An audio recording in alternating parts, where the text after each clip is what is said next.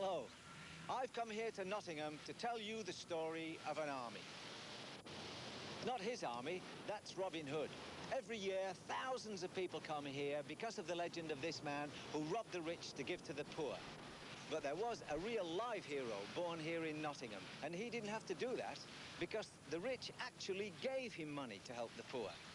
He didn't lead a band of merry men against an evil sheriff. His was a great company of happy warriors, marching as to war against the devil. He was William Booth, founder and first general of the Salvation Army, a band that shall conquer the foe. We're a band that shall conquer the foe.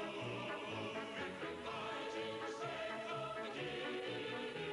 The sword of the Spirit we know. We'll say us to Jesus shall free. I believe we shall win. That we're fighting the strength of the King. I believe we shall win. If we fight in the strength of the King. We have conquered in times that past, and have scattered the war from the field.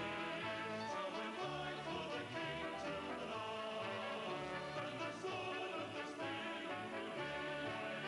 I believe we shall win, if we fight in the strength of the King.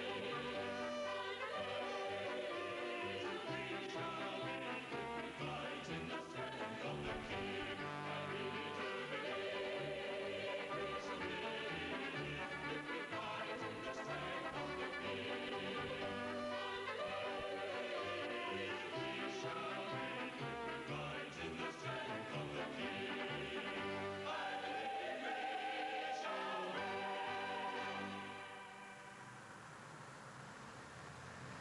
William Booth was born in this house, number 12, Nottington Place, on the 10th of April, 1829. His father, Samuel Booth, was a small-time builder who could neither read nor write. Well, when young William was only 13 years old, the family business crashed, and his father died of the shock just shortly afterwards, but not before young William had become apprenticed to a Mr. Eames, pawnbroker of Nottingham's Goosegate.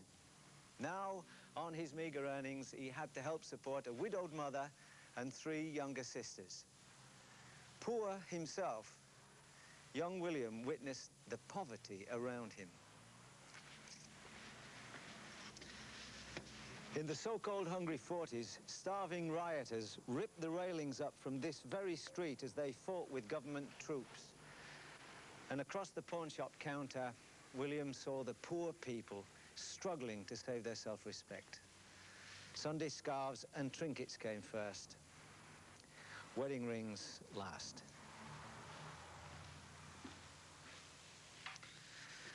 The Booth household was not particularly religious. William described his father as a grab-and-get merchant, more interested in money than God. But God was very real to young William and had to be obeyed. Like his boyhood hero, John Wesley, the founder of Methodism, he believed that God loved the poor. Now, when Wesley found that the mass of poor were not in the churches, he'd stormed the country in a remarkable series of outdoor preaching campaigns to bring them in and help save their souls.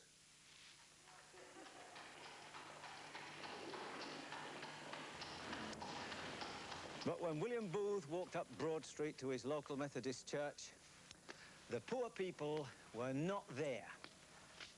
Not, that is, until one evening in 1846. The other side of that door, the Reverend Samuel Dunn presided from a red-cushioned throne whilst the congregation sang Rock of Ages, Cleft for Me.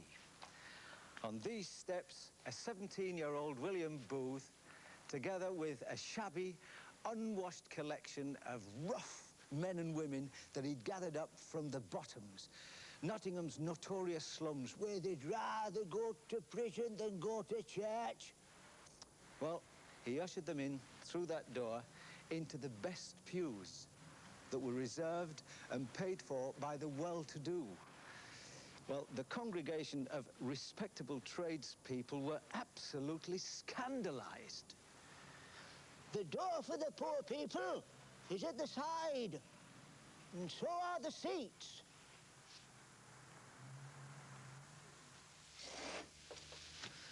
Broad Street Chapel is now a co-op centre, but a plaque still commemorates William Booth's early witness that if there is no class distinction in heaven, there can be none in the church on earth.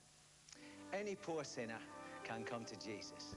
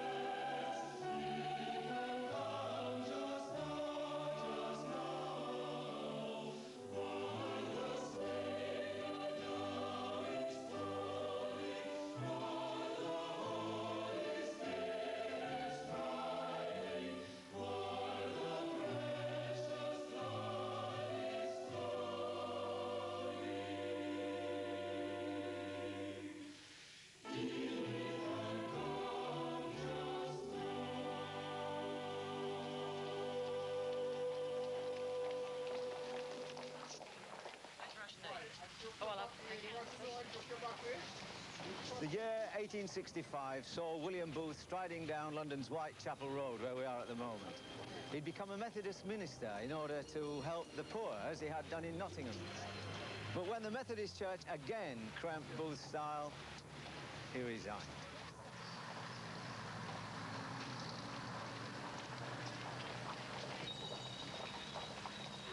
There was a market here in Booth's day. The customers then emerged from a labyrinth of stinking streets and rotting tenements, many of them just wearing rags and sleeping on bare boards. You could buy cheese that had been impregnated with red lead to make it look like double Gloucester. And I find this hard to believe. You could buy a goldfinch in a cage that had had its eyes pricked and blinded to make it sing more sweetly. Over behind the London hospital, the Thames was nothing more than a large open sewer. And when the cholera struck, the hospital couldn't even start to cope with the dying. For 500,000 people, drink seemed the only escape from squalor and degradation. Every fifth shop was a gin shop, and children as young as 5 years old died from cirrhosis of the liver. That's alcohol poisoning. Men crazed with drink fought one another, urged on by screaming women. What chance was there for people who had to live like this? And yet some had an answer. Here, outside the Blind Beggar Public House, Booth came across a group of street evangelists. He stopped to listen. Something about him caught their attention. He was, after all, quite an imposing figure. He stood over 6 feet tall, had a smart black beard and strong dark eyes. The leader asked Booth if he would like to have a word. As Booth began to speak, passers-by stopped in their tracks, and pretty soon a crowd had gathered. Here was a preacher with a difference. He could talk about God using everyday terms that anybody could understand. Well, for the missioners, this was an answer to prayer. The evangelist who was to take their tent meetings had fallen ill. Would Booth like to take his place? Booth said he would.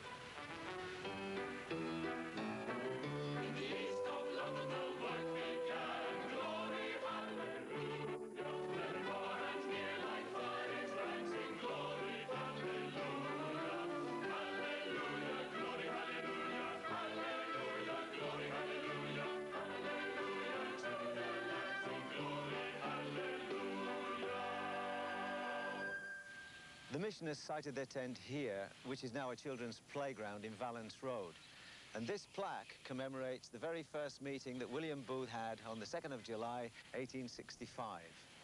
The sundial is the spot where they pitched the tent, which, from all accounts, was rather ancient and very badly ventilated. It was lit by a naphtha lamp, which hissed and swung above the heads of the working-class congregation as they crowded in on the rough wooden seats, night after night, to hear William Booth tell them how God could change their lives and give them hope.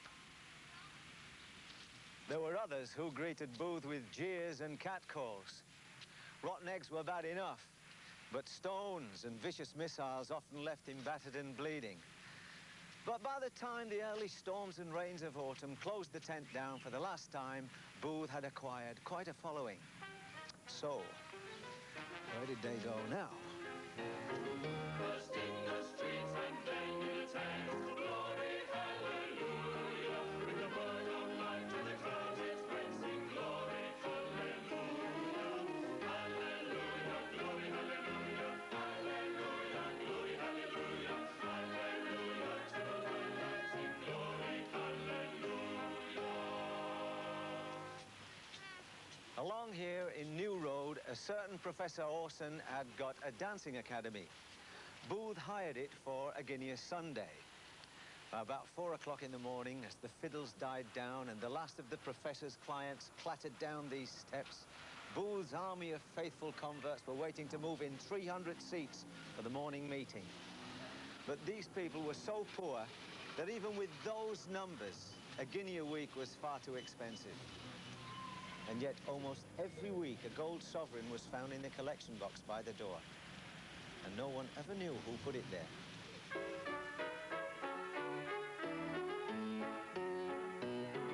And then we got a dancing crew, glory, hallelujah. Their hearts soon dance to the heavenly tune, sing glory, hallelujah. Hallelujah, glory, hallelujah. Hallelujah, glory, hallelujah. Hallelujah to the Lamb, sing glory, hallelujah. Booth understood the East Enders' reluctance to enter an unfamiliar church or chapel, but there was one place he knew of, besides the pub, where they felt totally at home. This wall is all that's left of the old Effingham Theatre on Whitechapel Road. In its day, one of the great Victorian music halls. They turn up there, all right.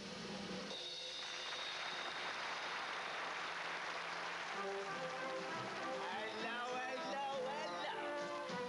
Some people go for funny drinks and down and buy the pail, like coffee, cocoa, tea or milk, or even Adam's ale. For my part, you can keep the lot. I never would complain. I never touched the blooming stuff. I only drink champagne. Oh, Champagne Charlie is me name. Champagne drinking is me game. There's no drink as good as fizz, fizz, fizz.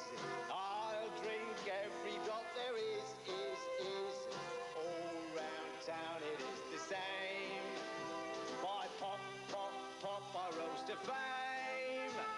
I'm the idol of the barmaids. Champagne Charlie is me name.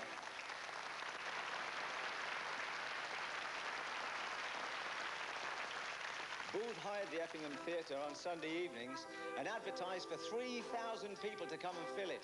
Well, a lot of idle and dissolute characters filled the stalls and the boxes, but Booth held their attention.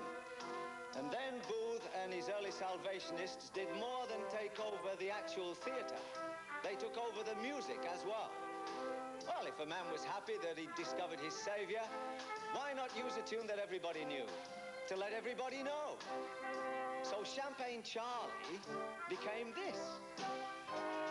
Bless his name, he sets me free. Bless his name, he sets me free. Oh, the blood, the precious blood, I'm trusting in the cleansing flood. Bless his name, he sets me free. sets me free. I know the past is washed away, and now in Jesus I am free. In Jesus I am free. I'm free. Over 80 music hall songs acquired religious lyrics, and Booth wasn't too sure about this approach, and he didn't finally make up his mind until he heard that song sung in a Worcester music hall by a chap called George Sailor Fielder. He was a converted sea captain. "That's a very nice song," said Booth. "What tune is it?" Well, knowing of Booth's horror of drink and the consequences, of course, the answer was somewhat shamefaced and just a little bit nervous. Champagne Charlie. Booth listened to the crescendo of happy voices singing. "That does it," he cried. "Why should the devil have all the best tunes?"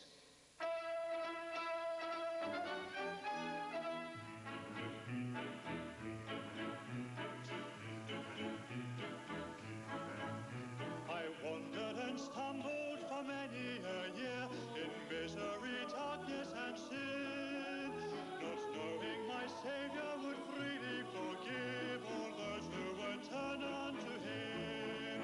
But oh, when I heard that my Lord's love was true, and he mercy was willing to show, I sought and I found him without more ado, and now I thank God that I know.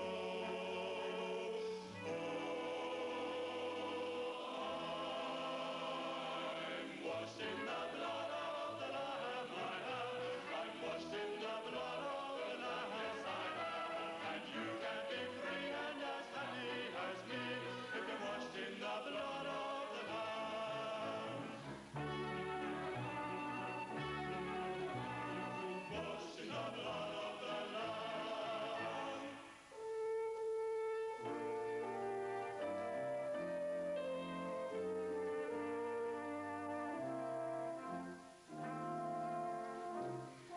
I'm a salvation soldier, and Jesus is mine. I am happy now, I am serving him, and that's genuine. Now the devil wants me back again to what I have been, but I tell him now I've a better friend on whom I can lean. So don't you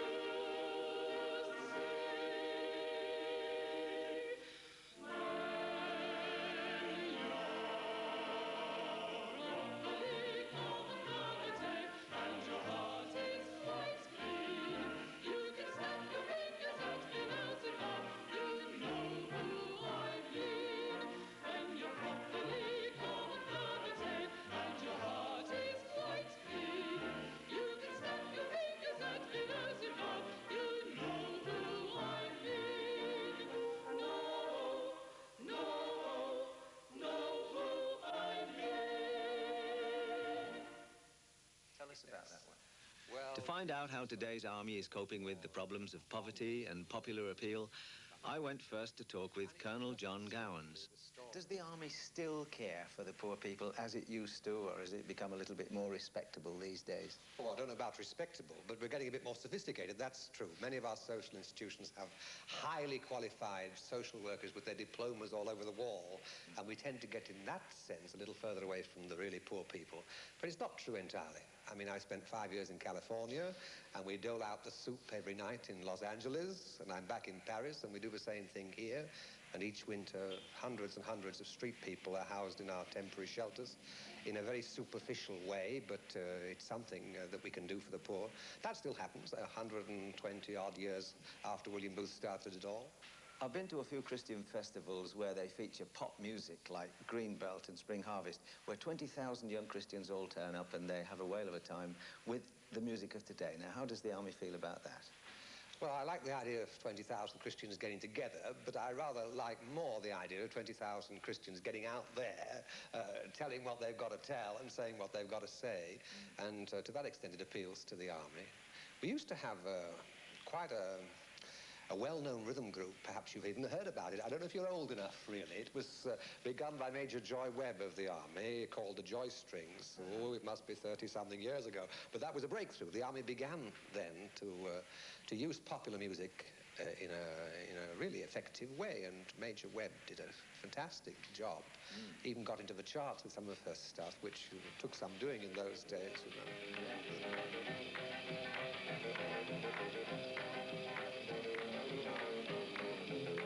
And you can seek Him, find Him, share His secret too.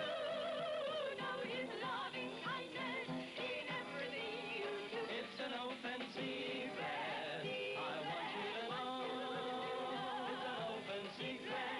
I love my Savior so. Joy, that was 20 years ago. Is the Army still keeping up with the contemporary music? Oh, yes, I'm actually responsible for all the contemporary music in Great Britain. And what sort of stuff are they all playing? Oh, they're proper rock groups, you know. Some play folk, of course, and we've got one or two that are attempting heavy metal. Yes. And what do you think of them? How are they doing? Oh, they do ever so well, really. Varying standards, but they do very well. And you yourself now, what are you up to? Well, as I say, I'm the Officer for Contemporary Music, but I also have drama under my wing as well. And just at the present moment, we're busy getting together an arts centre at Marylebone. We're taking one of the old Salvation Army halls over, making it into a studio theatre, and we're hoping to teach people how to perform and to enhance the gospel using the art forms. In the earlier days, of course, parodying popular songs was allowed, but that's not allowed anymore because of copyright. So how do you get around that one? Oh, it's true that we can't adapt the popular song of today because there are copyright laws. So now we have to write our own, and we haven't got the skill, I suppose, to write exactly what we want, but at least we try. And one of the things that we've been trying in recent years is to use the medium of the musical. It seems an odd thing for the Salvation Army to produce musicals, and yet it's not so odd when you think about it. The Army began in the music hall, so it's quite natural, really, that the Army should still use music as a way of getting its message across. And so it used the Army, didn't it, in Guys and Dolls? Yeah, in fact, Guys and Dolls was responsible, really. Oh, it's nearly 20 years ago. The Army started to think about musicals and said, why can't we write something of our own along the lines of Guys and Dolls? Well, we hadn't got a Marlon Brando, of course. There was only ourselves. So John Larson and I were told, you get instructed in the Salvation Army. You don't get asked, you see. You get a kind of a line of command. You do as you're told. We were told to write a musical. Well, we hardly knew each other, and we'd never written a musical in our lives before. But, you know, orders is orders. So we got to work and produced the first Salvation Army musical in '67. That shows how old we are now, really. Which was that one? Takeover Bid. Sounds a nice modern title, doesn't it? Oh, Takeover Bid tells the story of how a group of young people in the Salvation Army church decided that what the church needed was to be taken over by them, and they'd run the place, and then things would go well. Well, things went well for a while, but the story tells how they needed a little help themselves eventually. Ray, you've been dance director for Oscar Hammerstein II. Yes, I was, and I've danced all over the world. In Australia, America, and all over Europe. And in West End musicals. Yes, the last show I did was Evita. And I was in Evita for 18 months at the Prince Edward Theatre. It was great. But you're giving that up now. You're going to be a Salvation Army officer, so what kind of a challenge in life now? Well, there are many challenges, but one of the challenges would be to produce Salvation Army musicals. And as you know, with a big budget and big theatres and so on, you have the resources to create a spectacular. But in the Salvation Army, our resources and budgets are very small. So we can produce shows like Jesus Folk, which I've done at the Salvation Army Citadel in Up and Allward. And we had great fun, and it was a great challenge also. On a shoestring? On a shoestring.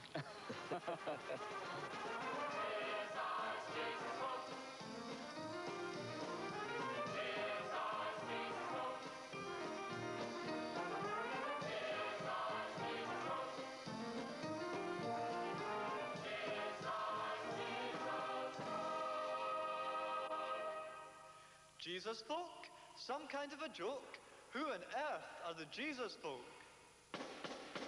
Rich man, poor man, beggar man, thief, black man, white man, underman, chief, crossroad, tussle too, young folk, old folk, cross like you.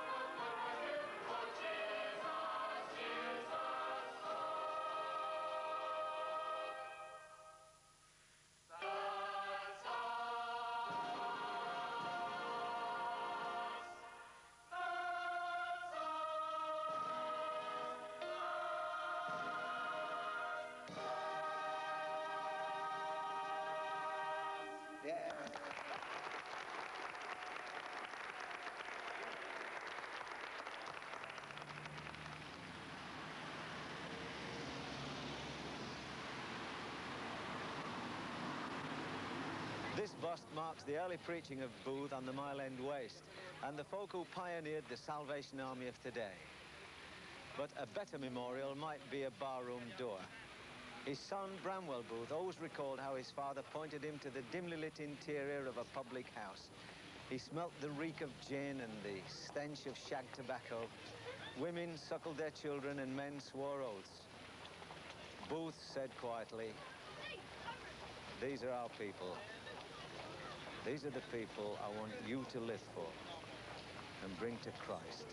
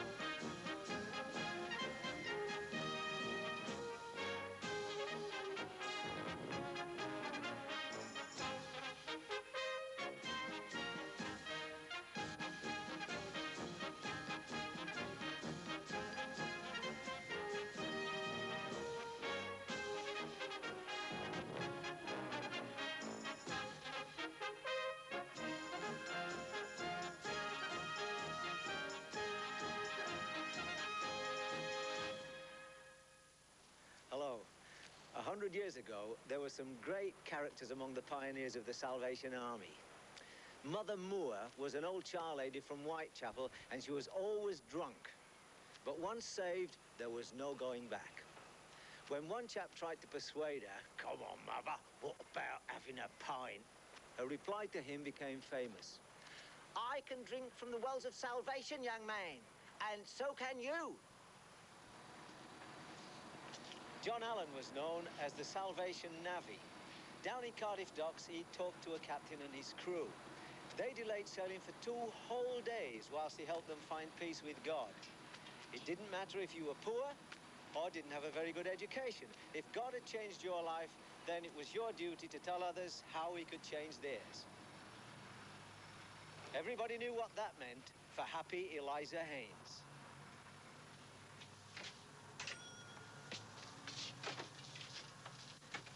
She became so famous that 100 years ago, children could go into any sweet shop and ask for a ha'porth of Happy Elizas, please. But once on her way into the city with streamers in her hair and a placard on her back saying, "I'm Happy Eliza," she came across a gang of roughs. The lads had just gone for a laugh. Well, that evening saw Happy Eliza, violin bow in hand, conducting them in a rousing chorus of "Shout aloud, salvation boys, let's have another song."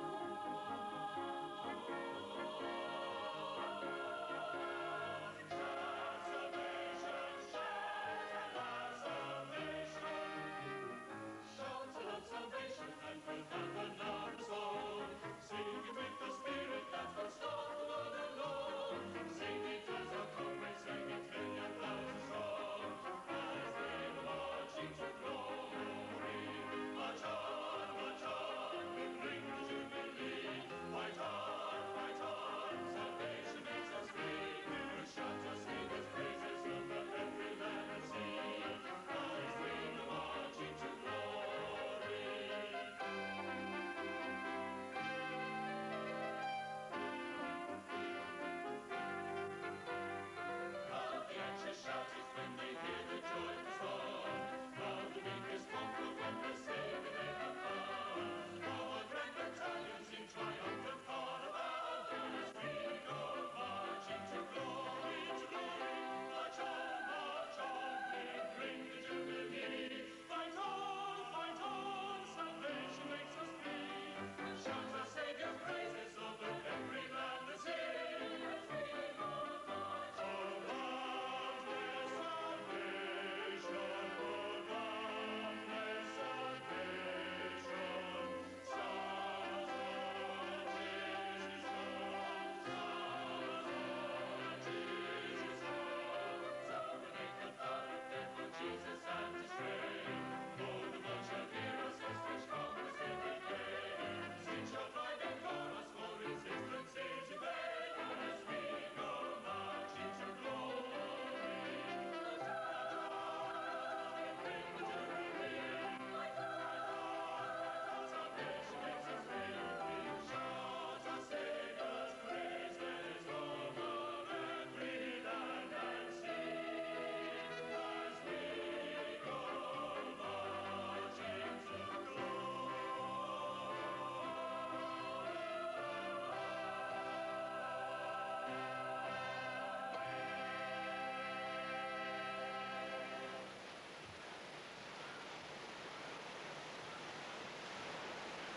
In 1877, one of the Salvation Army's most colourful pioneers came here to the coast of North Yorkshire. His name was Elijah Cadman. He was a small pocket battleship of a man, but no one could shout aloud salvation to greater effect. He had come to do battle with the devil and wake up Whitby.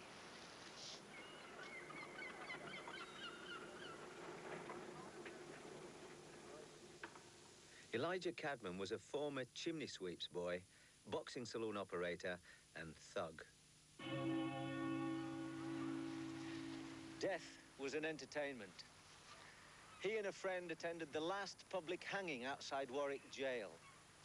As the victims contorted on the end of a rope, his companion said, "That's the way it'll be for you one day, Elijah." Well, that remark shattered him. If his life was leading him that way to the grave, then he'd better change it. Never a man to do things by halves, he smashed his saloon into matchwood, renounced alcohol and tobacco, and became a Methodist lay preacher. He drew large crowds by ringing a handbell and advertising himself as the saved sweep from Rugby. In 1876, he was stunned by the preaching of William Booth and joined his Christian mission. The following year, the mission sent him to Whitby. Every weekday evening, Elijah held meetings here at the Old Town Hall. Now, it's hard to believe, but over 200 people used to cram into that room upstairs just to listen to him. Elijah referred to his Bible as Cadman's sword. And in the early days, he seemed to have a remarkable knack of reading it upside down. That's because he couldn't read at all. He used to rely on a very good memory to quote passages of considerable length. Well, by the time he arrived at Whitby, he was the master of the poster and the handbill. Overnight, hundreds of them appeared all over the town with an astonishing announcement. War in Whitby. 2,000 men and women wanted at once to join the Hallelujah Army that is making an attack on the Devil's Kingdom every Sunday, led by Captain Cadman from London, evangelist of the Christian mission. At the mention of war, some people had visions of these narrow streets running with blood and fled the town. Others thought that Britain had declared war on the Russians and came to Cadman's meetings to enlist. But Captain Cadman's call to spiritual warfare was such rousing stuff that they all stayed. Crowds of 3,000 strong surged to his meetings in the Congress Hall.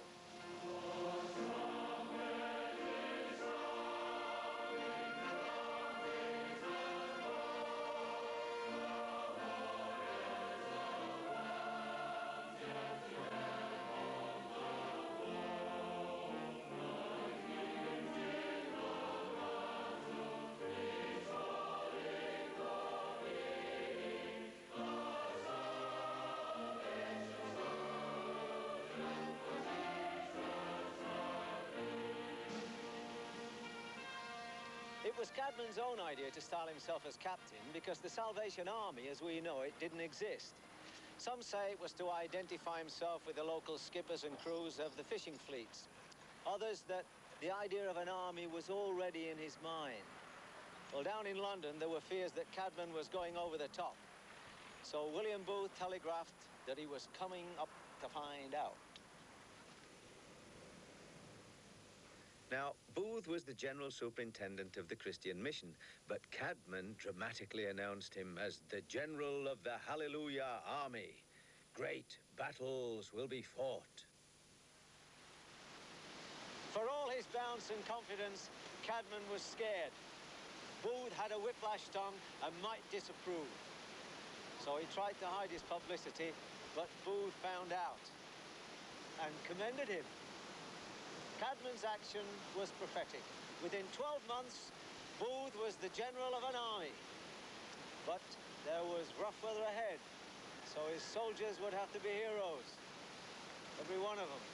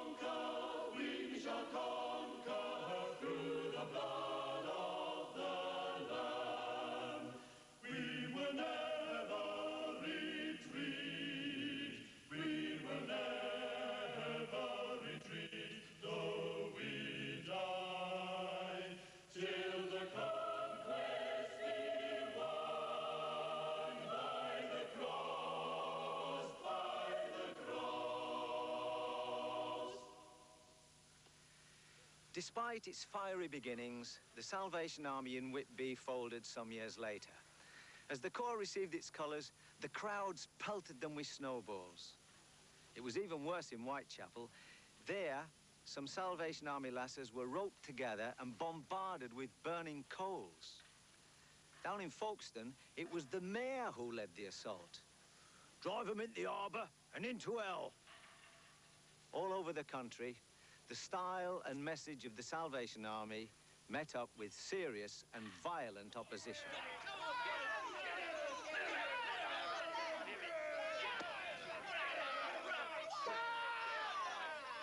Booth saw champion wrestler Emerson Davis leading a procession through Sheffield on a white horse, so badly beaten that he was unconscious for a week. In 1 year, nearly 700 army officers were assaulted and 60 army buildings destroyed. There was a concerted campaign to beat and bully the Salvation Army out of existence through the so-called Skeleton Army, organized nationwide. But army officers like Major Charles Gardner were sent to prison convicted for preaching in the open air. Many more, like Lieutenant Mary Fairhurst and Captain Myra Davis, followed before the authorities cracked down on the real troublemakers. In Hastings, Susanna Beattie became the Army's first martyr. She was kicked in the stomach and left to die in an alleyway. It's sad, but the major churches in Britain can all look back on times when their members ran the risk of insult, injury, imprisonment, and even death. Salvationists suffered in their turn, as Christ suffered, knowing that their lives must be his broken bread.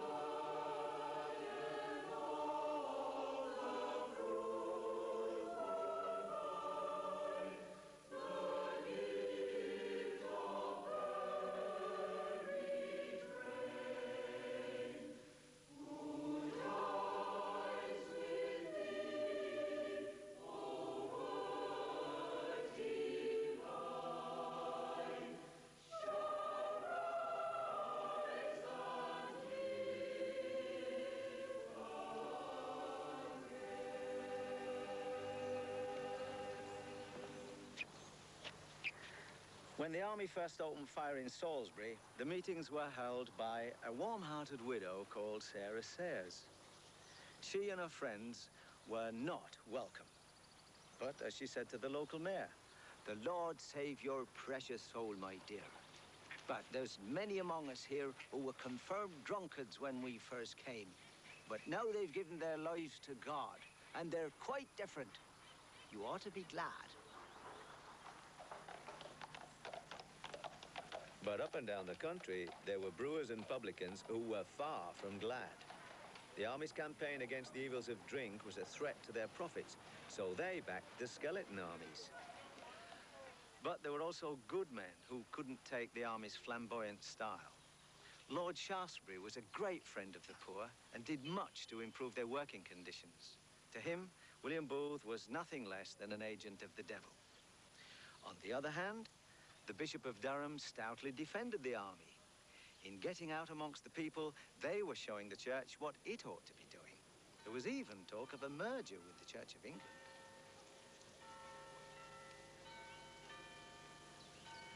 But persecution did bring one tremendous and unexpected benefit.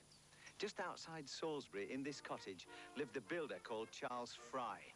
And he had 3 sons, Fred, Ernest, and Bertram. And in an evening, when the work was done, they played music together.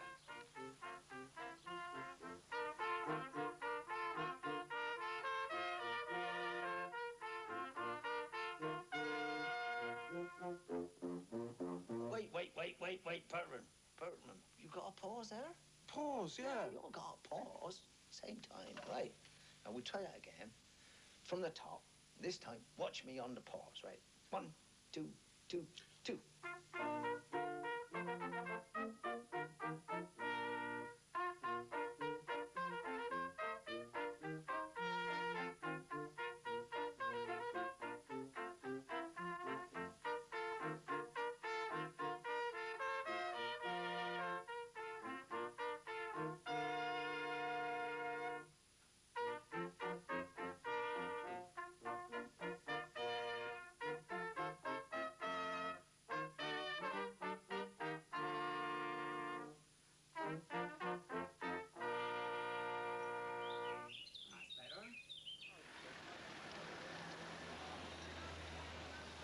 Charles Fry and his family were staunch Methodists, but they didn't like the fact that Mrs. Sayers' meetings were being roughed up by hooligans. All was needed was a bodyguard, and he and his boys were just the ones to provide it. Oh, and whilst they were there, they might as well bring along their instruments to just accompany the singers. And so, the first Salvation Army band was born. Have you been to Jesus for the cleansing flow? Are you washed in the blood of the Lord? Are you fully trusting in His graces? Are you washed in the blood of the Lord? Are you washed in the blood, in the soul-cleansing blood of the Lord? Are your garments spotless or they white as snow? Are you washed in the blood of the Lord? Are you walking daily by the Savior's side? Are you washed in the blood of the Lord? Do you rest each moment in the crucified? Are you washed in the blood of the Lord?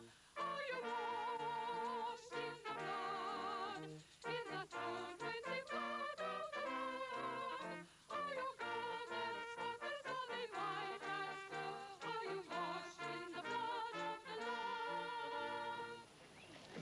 William Booth was none too keen on the idea at first, and neither were the citizens of Salisbury.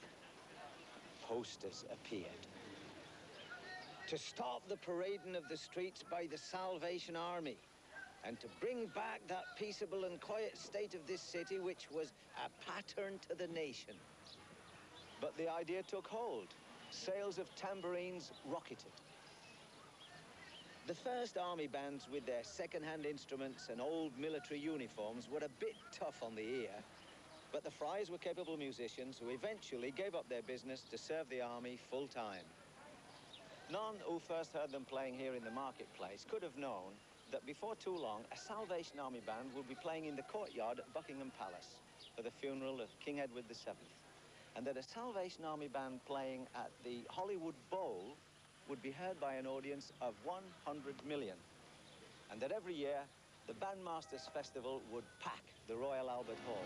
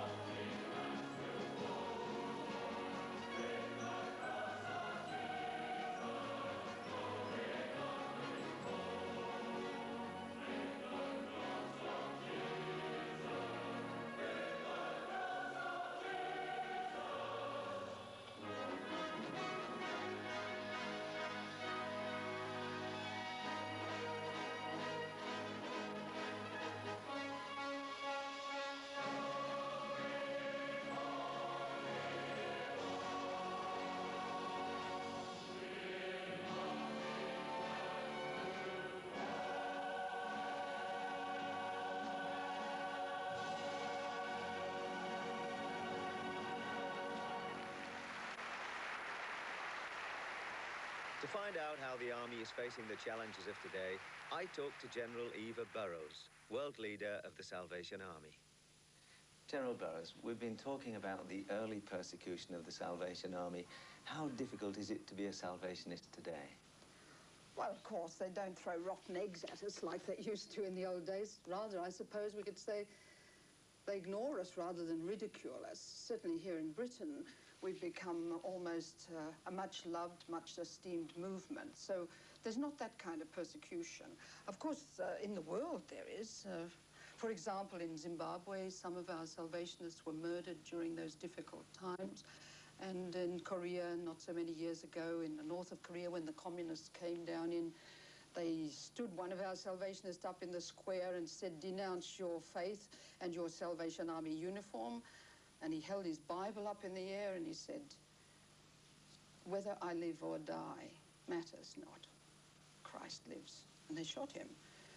Do you find there's a reluctance in our younger people to make that kind of commitment these days? Oh, I think it's very difficult to make commitment. In fact, I'd say that commitment's almost like a dirty word. I mean, I heard about a Salvation Army boy who was talking to his form master about going to university and so forth, and asking him a little bit of advice. And he said, "My boy, if you take my advice, don't commit yourself to anything or anybody." Now, I think, Roy, that's sick advice. I think it's important that we commit ourselves to something that's worthwhile. And a young Salvationist is encouraged to commit his life to Christ. I mean, not so long ago, I was in Berlin, and the Bishop of Berlin said, "Congratulations, Salvation Army." And I said, "I wonder what he's congratulating us for." And he said, "Congratulations on your uniform. There are too many anonymous Christians in the world." So we encourage our young people to be committed to Jesus Christ and not to be afraid to say that they are. The churches have been criticised for not giving a good moral lead. Where do you stand there? Well, we're not afraid to give a moral lead. And I can think, for example, when I was in Australia and they were trying to bring in some legislation for the legalization of prostitution. We stood out strongly for the sanctity of marriage, for fidelity within marriage. And in fact, we went and stood outside a house that was a brothel in a residential area near a school. And so we got a lot of publicity, a lot of flack, but we stood up and were counted for what we believe is God's purpose for life in the family and the home and the marriage. So if I'm asked, I'll certainly make a stand on any issue, because we believe, and we believe with conviction, the standards that Jesus Christ has set for us in his word. And we'll say it with conviction, but with compassion also at the same time. Commissioner Harry Williams is a surgeon who spent 30 years in army hospitals in India and has worked and travelled in many countries. Commissioner, the General doesn't have a large army in Britain anymore, does he?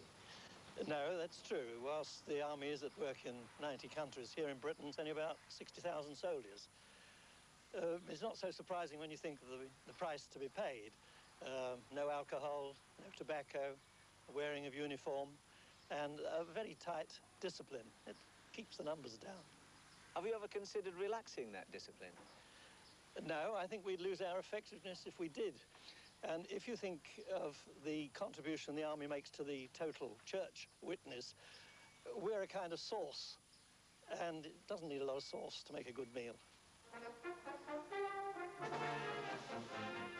And now for the distinctive flavour of some young musicians following in the footsteps of Charles Fry and Sons to lift up the banner.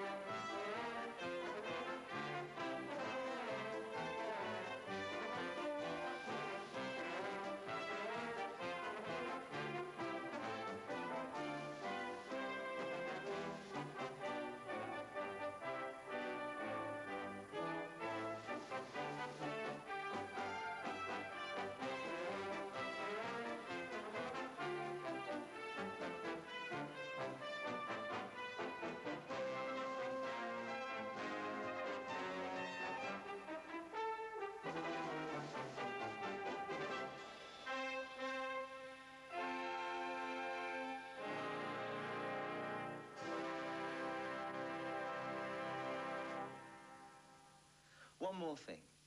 How did William Booth of the Christian Mission become Elijah Cadman's General Booth, leader of the Salvation Army? Well, in 1878, William Booth, his son Bramwell, and George Railton were looking at the annual accounts. On the cover, the Christian Mission was described as a volunteer army. Now, the volunteers were sort of home guard that everybody poked fun at. And this upset young Bramwell. Here, he said, I'm either a regular or nothing. With that, William Booth took a pen, he stretched out the word volunteer and made it read, the Christian Mission is a Salvation Army. And so it has remained. As for Booth, well, his colleagues said, we were called to work for you, not for a committee. You give the orders, we'll carry them out. And so, by common consent, he became their general.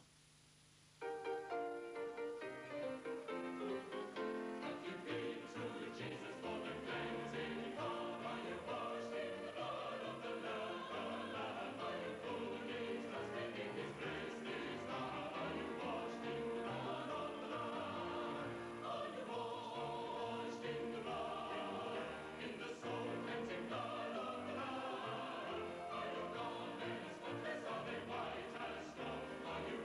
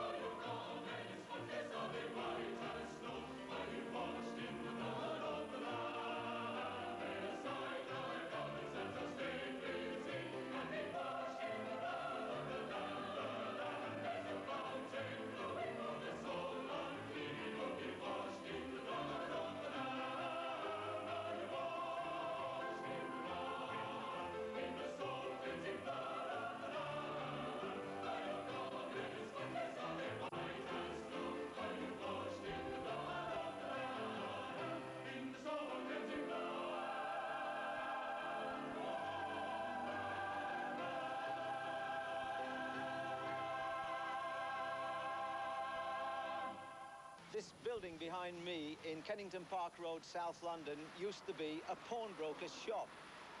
In 1849, a young lad came here looking for a job. What's your name? William Booth. Any experience? 7 years apprenticeship in Nottingham, sir. All right, you're on. 6 days a week you work for me, okay? Evenings as well, all day. Sundays is yours. But back home by 10 o'clock, otherwise I'll lock the door on you. Each Sunday, William went out preaching on the local Methodist circuit. But with an 8-mile walk after an evening service in Greenwich, that 10 o'clock deadline was often difficult to beat. But he was a powerful preacher. So much so that a local businessman, Edward Rabbits, who ran a boot and shoe chain, offered to pay his expenses so that he could preach full-time. Well, it was Edward Rabbits who took him to a meeting one Good Friday. And among those present was a petite, dark-eyed, delicate young lass called Catherine Mumford.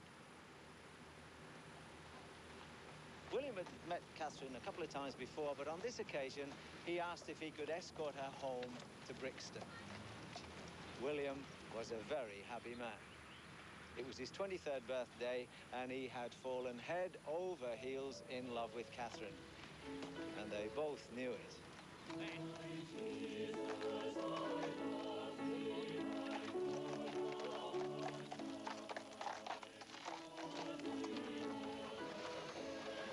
I'm sorry to cause you to leave the service early, but thank you for escorting me home. It's a pleasure. I thought you gave a very fine sermon. Thank you.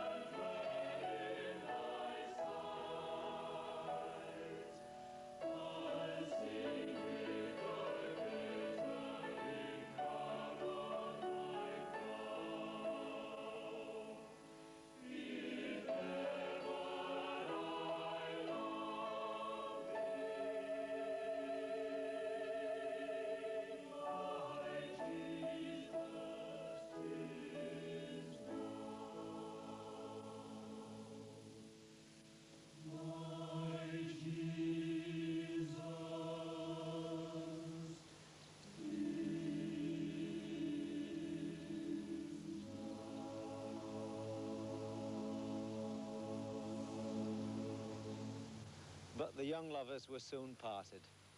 William was offered a Methodist circuit in the Lincolnshire Fens around Spalding. And although it was just 100 miles from London, there was no nipping down the motorway in those days. No reassuring voice on the other end of a telephone. As far as William was concerned, he'd left his beloved Catherine on the other side of the world. The postman was their only link. My dearest William, ever since you went, I have gone to bed much earlier and have not dreamed about you once, to my great disappointment. Was pleased to hear you had about me. It will be a comfort to see you, even in fancy. I was really ill and thought much of you.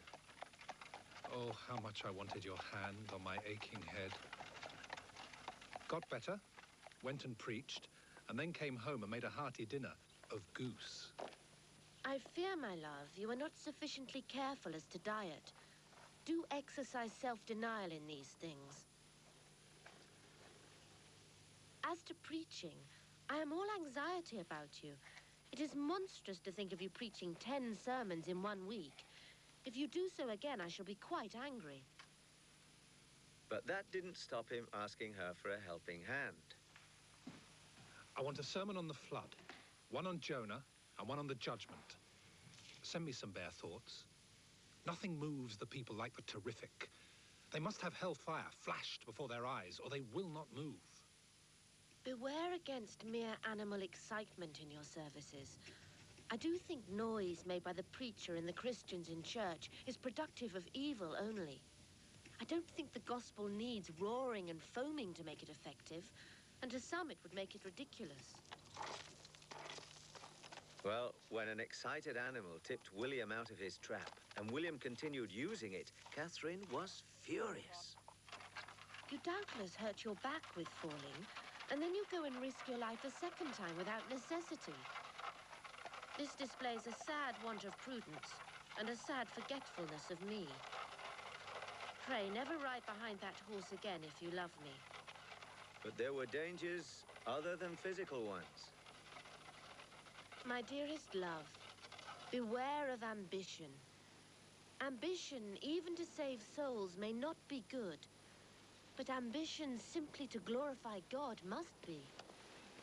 Tell God your will and desire is to be holy, leaving him to choose your employment and position. Thank you for your good advice. You have more to do with my resolves and struggles than anyone. She was clearly upset at William's suggestion that she had more influence on what he did than Jesus. Dearest, think not more of me than you ought to think. I do want to be next to Christ in your affections. I am glad to hear you say you love me best when you love Jesus most. It is a good sign. The nearer we are to him, the nearer we will be to each other. I do think that, On June 16th, over 3 years after that momentous carriage ride to Brixton, William and Catherine were married by the Reverend Dr. David Thomas at Stockwell New Chapel. They spent a week's honeymoon at Ryde in the Isle of Wight, and the second week conducting a preaching mission in Guernsey. That's the sort of people they were. That was their story. That was their song.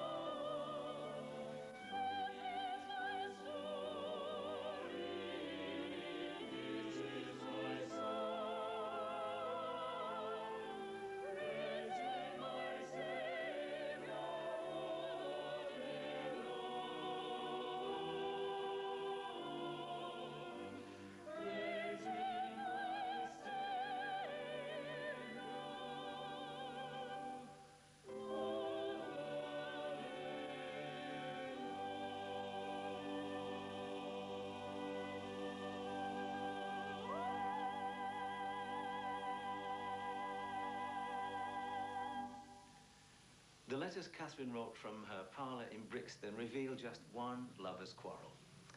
It was to do with Dr. Thomas, the man who married them. He had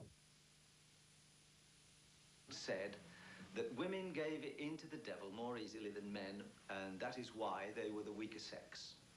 And to Catherine's absolute fury, William sided with the minister.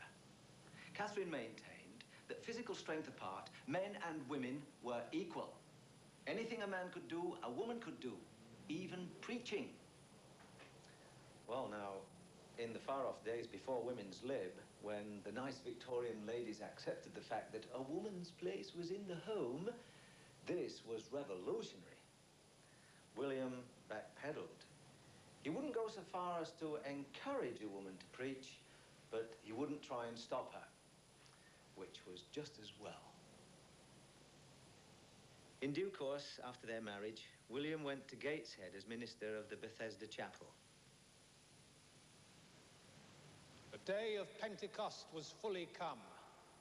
They were all, with one accord, in one place. One Whit Sunday morning, he looked down from his pulpit on a congregation of well over 1,000.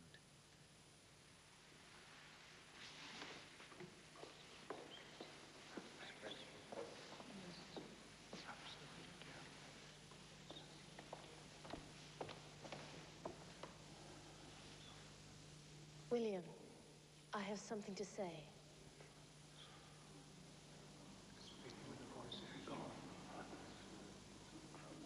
My dear wife wishes to speak.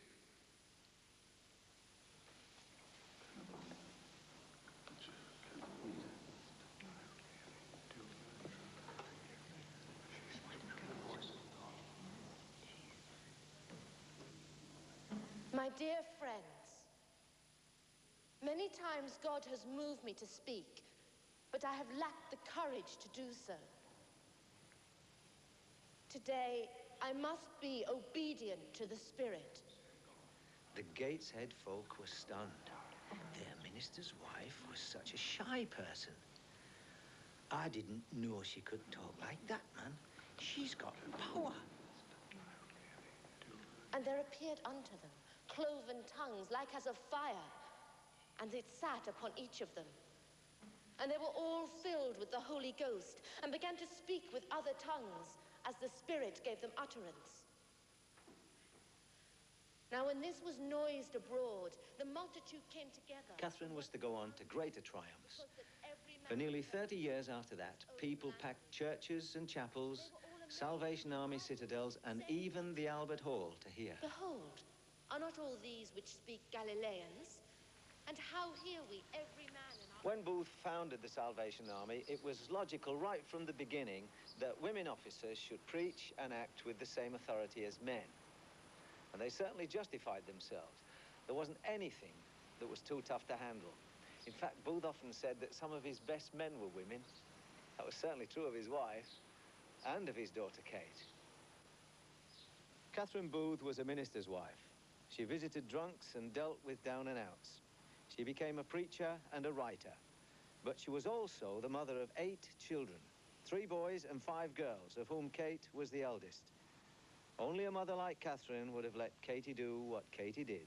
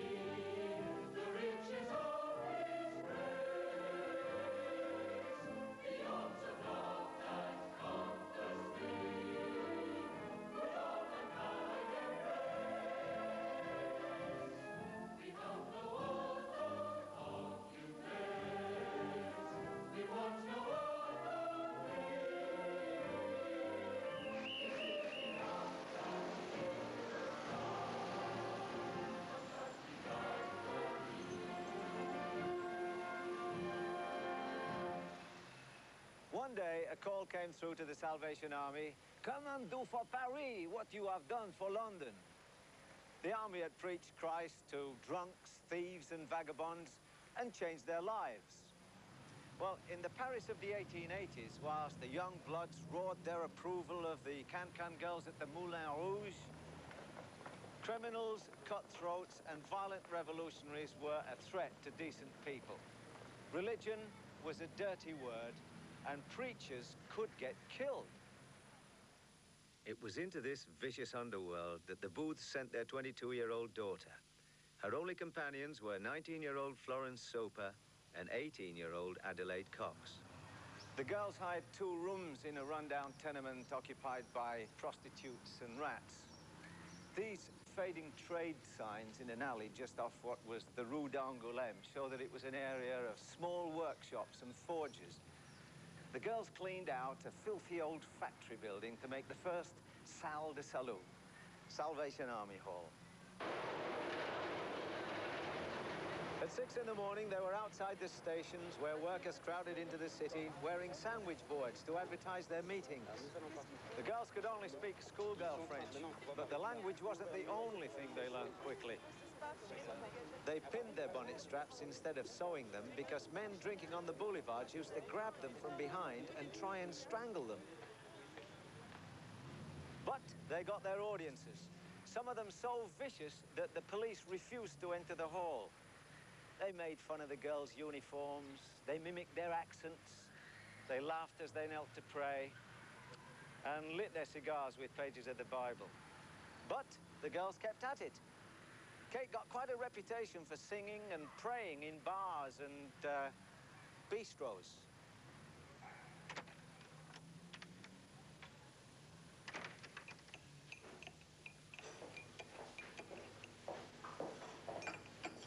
Bonjour, monsieur. Désirez-vous le journal de l'Armée du Salut? Oui, oui, merci. Mademoiselle? How much do you want? This?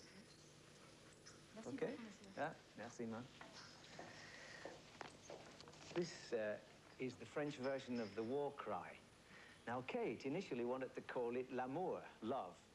But a pretty young girl walking around Paris shouting, l'amour, un sou, love for a penny, would have got a prize reaction from the guys who were already trying to proposition them in any case. So it became en avant, forward.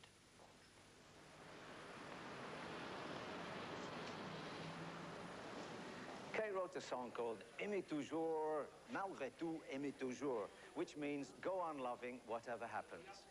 Well, the crowds reveled in this, didn't they? Mais certainement, we are French, we are always loving, ici chérie. To the Parisians, the girls had become a source of entertainment. The mobs just wanted to sing, dance, and catcall. So Kate tried a new tactic. I'll give you 20 minutes to dance in my hall if you'll give me 20 minutes to talk to you. Well, one fella jumped up, he said, fair play, citizens! And he timed the dancing. They then listened in silence whilst Kate talked to them for an hour and 20 minutes. Kate had won. Soon they were filling a new hall holding 1,200 people. Her father was the general, but to the French, Kate was la maréchale, the marshal. The army was here to stay.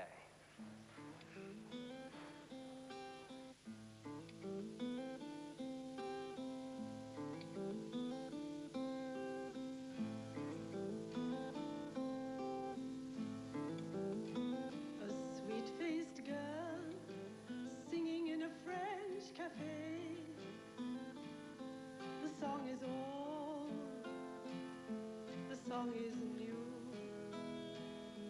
Her words are echoing inside our hearts today.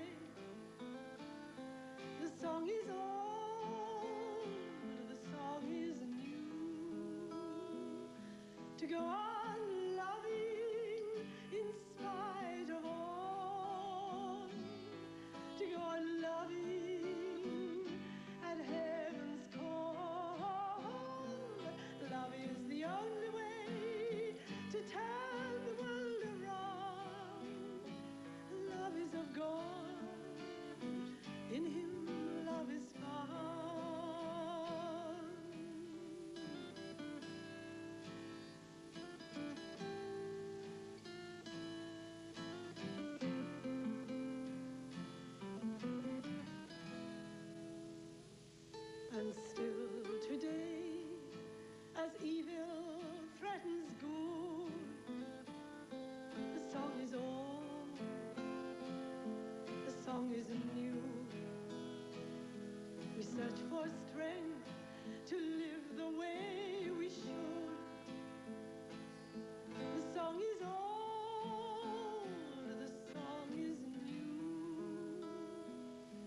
to go on loving in spite of all, to go on loving at heaven's call. Love is the only way to turn the world around. Love is of God, in him love is found.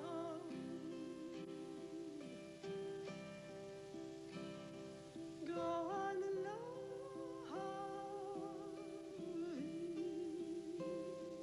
go on loving.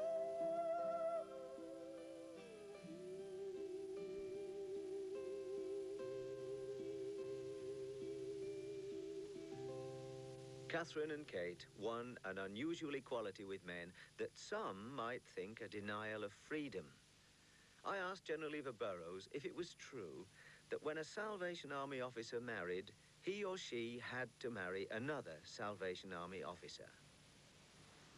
Yes, because that's been a principle that we've had right from the beginning, that husband and wife have a joint covenant in the ministry of Jesus Christ. Actually, my mother and father were Salvation Army officers, and my mother, she shared the ministry of preaching with my father. Actually, she was a better preacher than my father, but they both preached God's word. She went in the visitation and pastoral ministry. She went in the public houses, and yet at the same time, she looked after our family, 9 of us, and taught us the kind of loving, compassionate lifestyle that she had, so that they were both in a joint commitment, sharing that ministry of Jesus Christ. And you yourself, you are not married. That's right. So that doesn't make any difference, does it? No, well, that's what God has called me to. You see, I believe there's a place for the single and celibate person in the ministry of Jesus Christ. For example, I'm the world leader of the Salvation Army, and actually I feel I can do it very effectively because I am single. I haven't got the pressures of an immediate family to distract me from totally giving myself to the people and the work of God. And, you know, this is something like a gift from God. I believe the family is God's purpose for society, but some people God calls to this kind of ministry. And really, God is nobody's debtor. If he asks you to give up something for him, in my case, marriage, then he gives you far more in return. I mean, I have the esteem and love and affection of Salvationists all around the world, and that nourishes my life.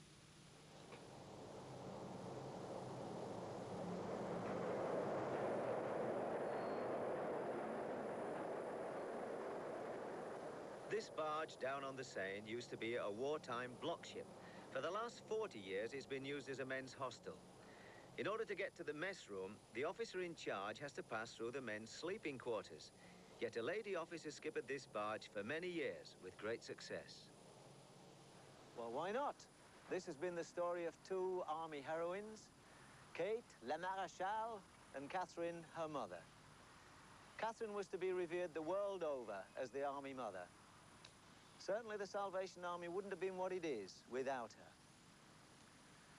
There's no love story more romantic or passionate than the one which started with that carriage ride to Brixton one April day when Victoria was Queen. Yet, much as they loved each other, William and Catherine tried to love God more. God first was their watchword for an army of men and women marching onward.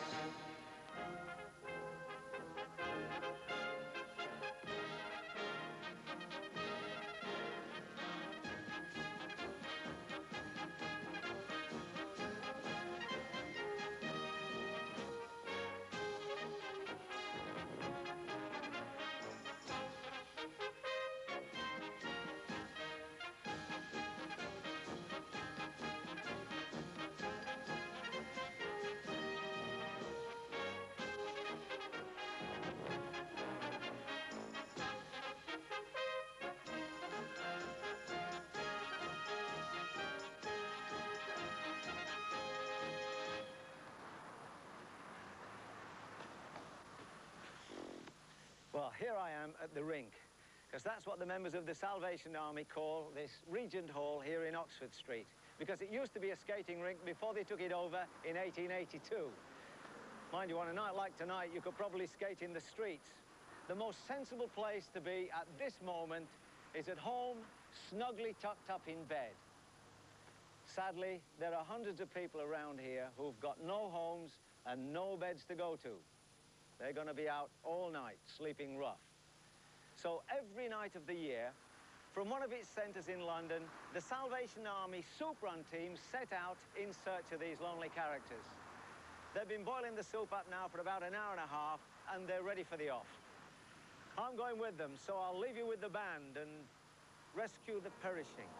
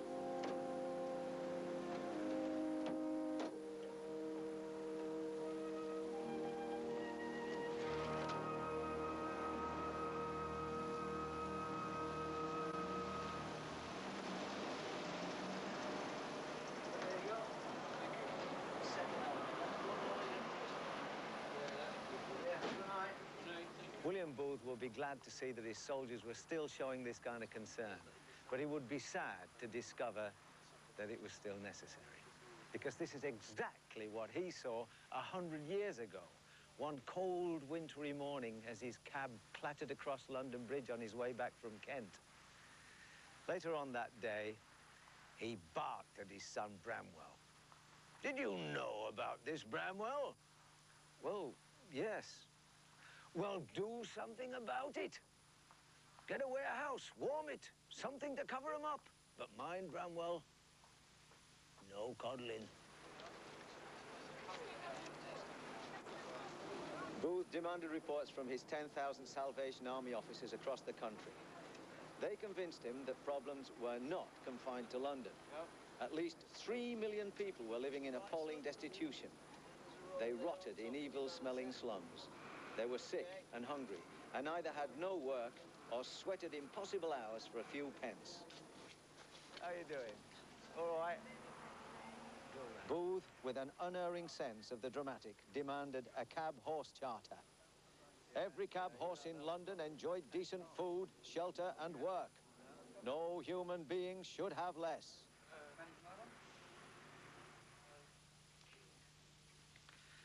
The book that was all the rage in polite society at the time was Henry Morton Stanley's In Darkest Africa. This account of the explorer's adventures had become a bestseller. Well, Booth quickly latched onto that and brought out his own book called In Darkest England and the Way Out. And in it, he set out the grim facts of poverty, together with his own solutions. Well, the impact was electric. But not everybody approved. Punch actually made fun of him. They nicknamed him Field Marshal von Booth. Others denounced him as a pious rogue, a tub-thumping hypocrite. The man didn't understand. They were born scroungers who just didn't want to work. And the first and only reason for running a business is to make a profit. And what was more, people should be free to run their own lives.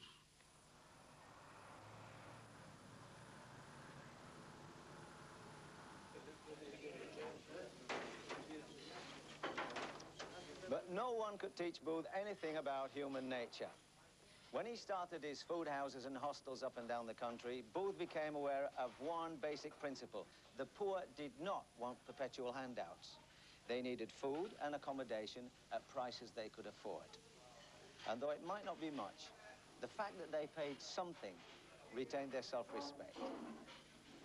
But there were, of course, those so dirty, deprived, and degraded that they'd already lost it. Booth and his Salvationists had one very good piece of news for them. You can't stop God from loving you. That goes for all of us.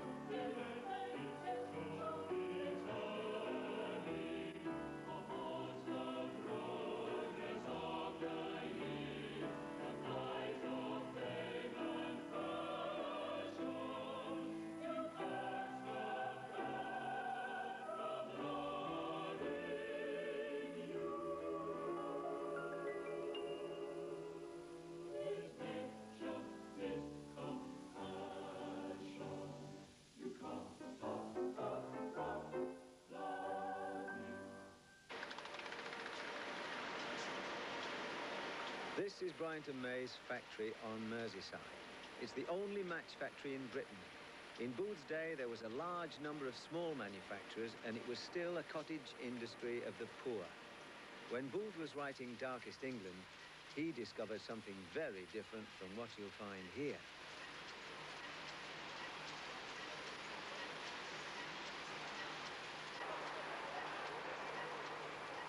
This is obviously a very pleasant and agreeable place to work. What's more, it's 100% healthy. Now, this stuff contains phosphorus sesquisulfite, and it's used for making matches safe. Every day, millions of matchsticks or splints are dipped in this and then dried off slowly on belts before being put in the boxes. Now, these have to be struck against a specially prepared strip on the side of the box before they'll burst into flame. Now, the Victorians liked matches that would strike anywhere. These were made of yellow or white phosphorus. Now, whereas I could stand here all day without any ill effects, Booth's investigators found that workers inhaling this yellow phosphorus all day in cramped and confined conditions faced an excruciating peril. It started with severe toothache, and then if you turned the gas light down in a darkened room, the sufferer's face would glow with a ghosty greeny light as the phosphorus ate into the jaw. Now, this condition was known to doctors as phosphorus necrosis. The workers gave it the nickname of Fossy Jaw. It always ended in death. Booth knew that these deaths were cruel and unnecessary. Dangerous substances did not have to be used in the making of safety matches. So in 1891, as part of a campaign for industrial reform, Booth opened his own match factory in East London. There, in bright and airy conditions, 120 workers turned out 6 million boxes of matches a year without any risk to health. And what did he call the matches? Right, Lights in Darkest England. Each box summed up the work of the Salvation Army. Our work is for God and humanity. Bear one another's burdens. 2 years after Booth's venture began, a royal commission reported on phosphorus poisoning. When the match trade got its house in order so that everybody could work in safety, Booth closed his factories down. Well, strike a light. I mean, they'd done their job, hadn't they?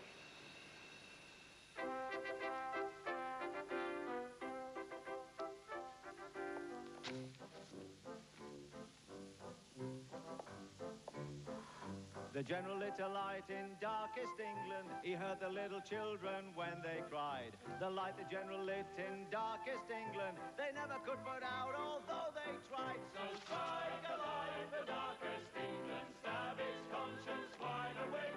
For still it's dark in darkest England, strike a light for Jesus' sake. So strike a light for darkest England, stab its conscience wide awake.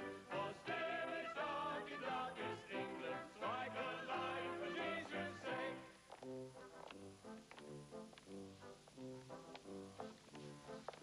The general of the working class of England, the poor he made his extra special care.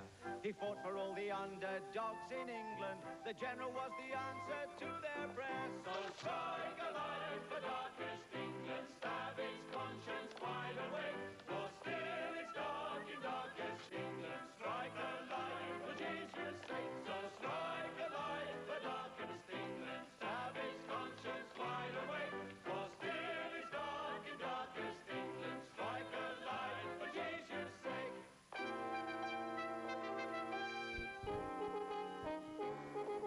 The general had a dream for darkest England. He dreamt of better health and houses too. He dreamt of better homes and better people. We've got to make the general's dream come true. So strike a light for darkest England, stab its conscience wide awake. For still it's dark in darkest England, strike a light for Jesus' sake. So strike a light for darkest England, stab its conscience wide awake.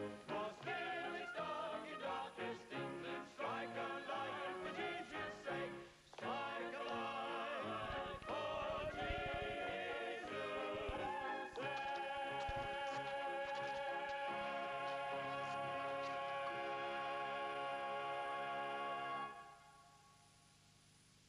When William Booth bought 3,000 acres of farmland on the Essex marshes, Hadley Castle was thrown in with it.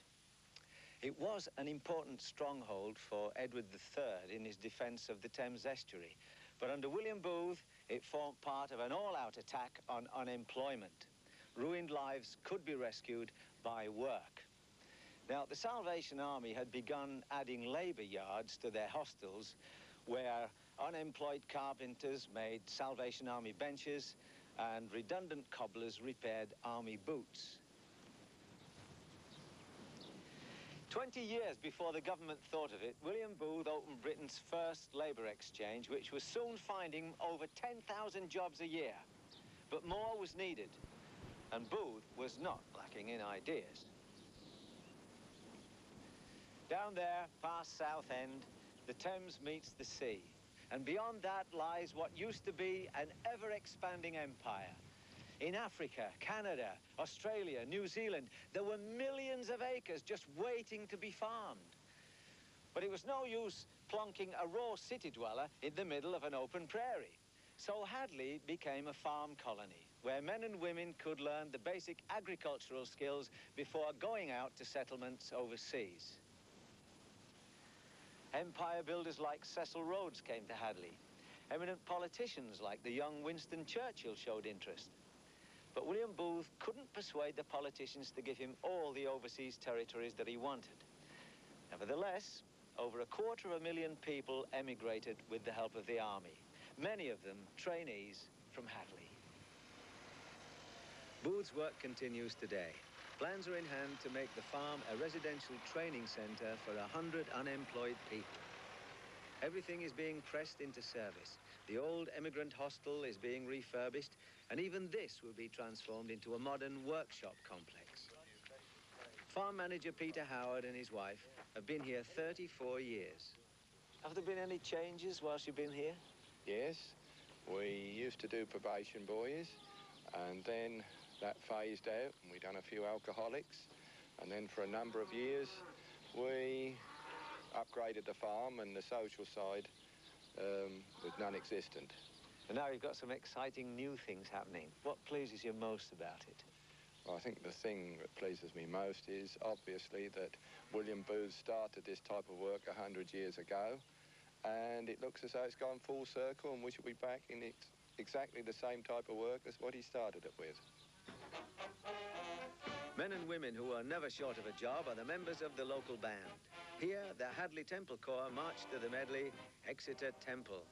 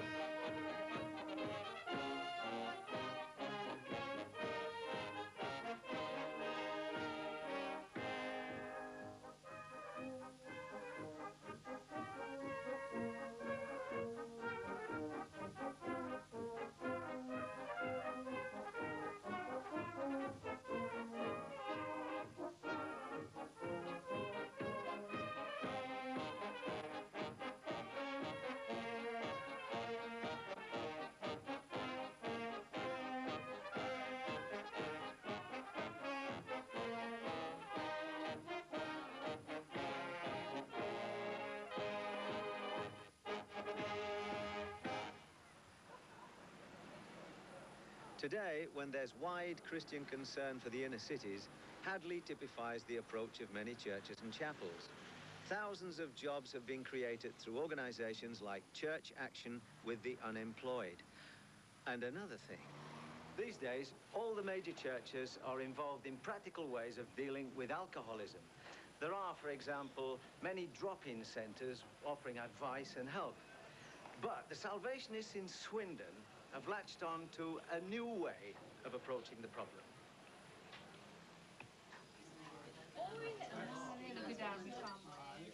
Actually, the idea was around when Booth fought the evils of drink 100 years ago. But he never started a pub with no beer, where folk can enjoy all the friendly informality of a pub without the lure of alcohol. How about that, then, eh? I thought it would have been a short. Captain Derek Tyrrell, who started the venture, believes that the dangers of alcohol are very much underestimated.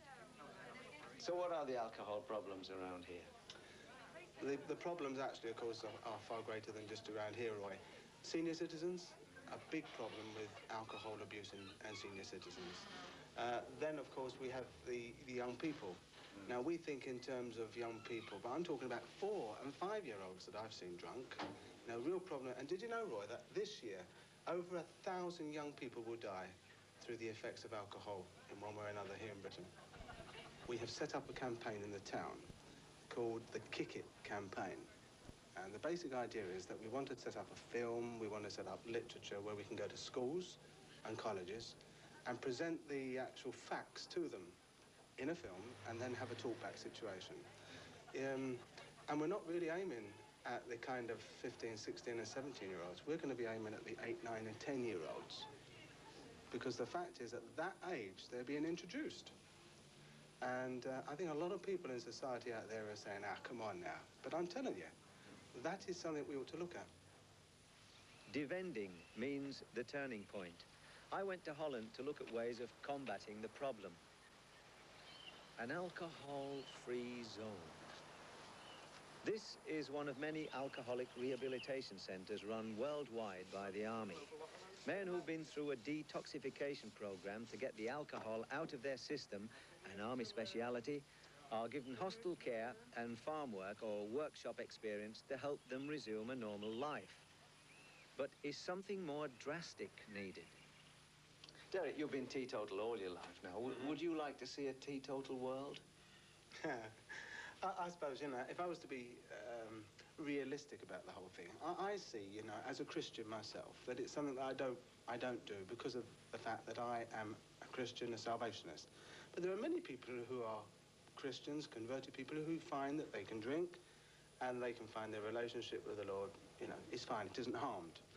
But I like to feel that when someone comes to me and says to me, "No, look, I've got a problem," then I can just say for myself, "No, look, I don't drink, I never have drunk, but, you know, you too can find joy and happiness, just as I found it, without having to have the trappings of drink."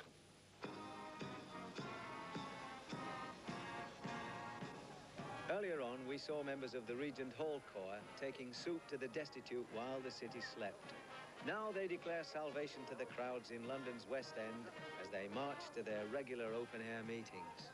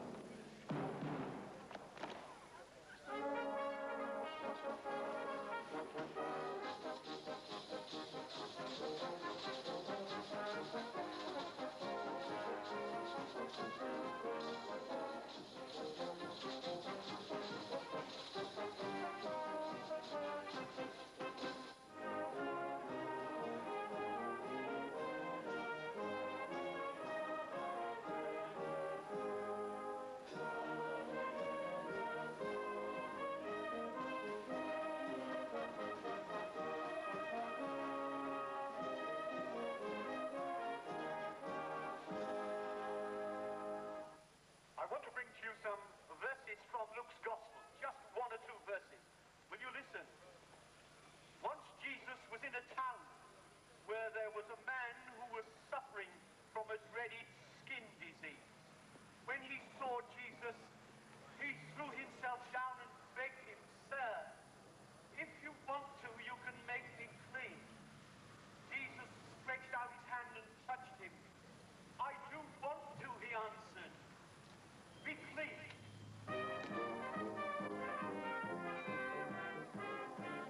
Now here's something. An open-air meeting for children, led by children.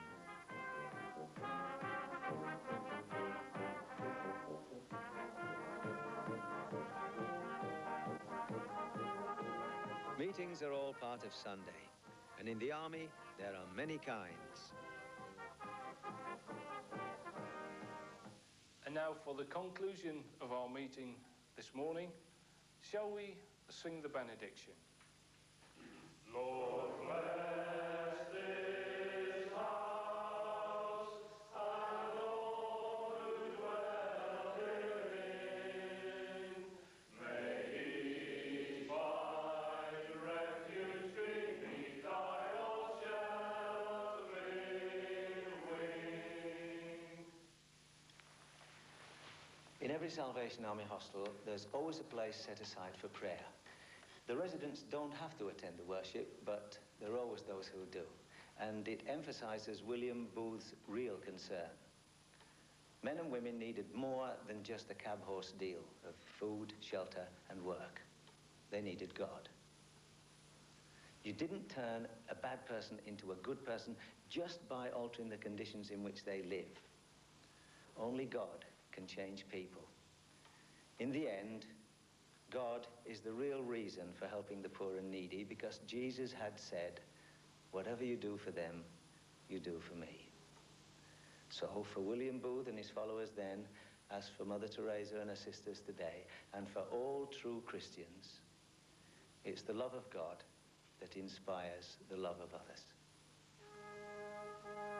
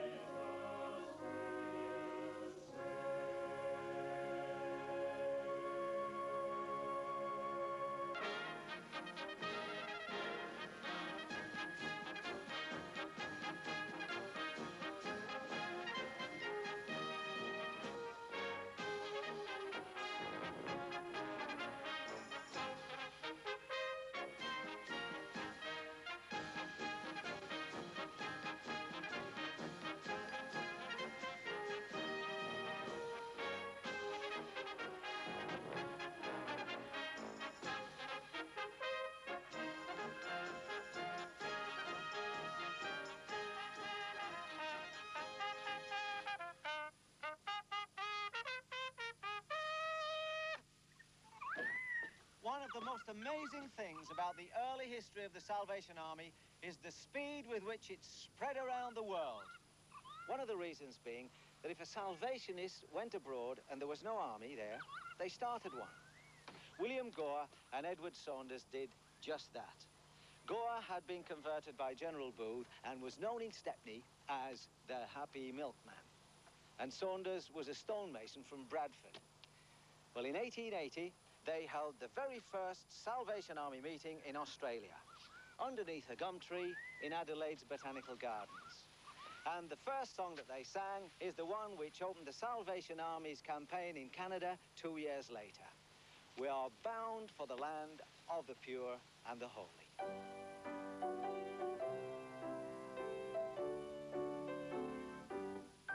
We're bound for the land of the pure and the holy, the home of the happy, the kingdom of love. Ye wanderers from God in the broad road of folly, oh, say, will you go to the Eden above? Will you go? Will you go? Will you go? Will you go? Oh, say, will you go to the Eden above?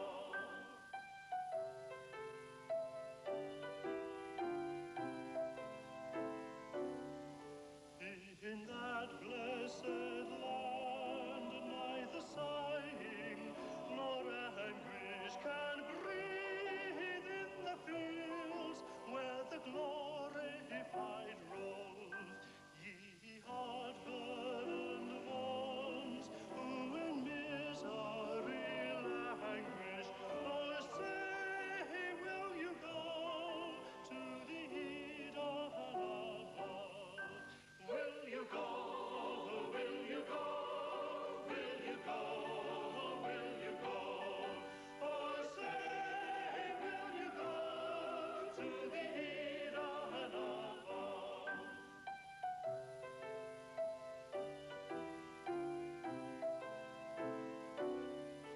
Each saint has a mansion prepared and all furnished, where promise the heart his sorrow to move. Its gates and its towers with glory are furnished. For say, will you go to the Eden above? Will you go? Will you go? Will you go? Will you go? Oh, say, will you go to the Eden above? Will you go? Will you go? Will you go? Will you go? Oh, say, will you go to the Eden above?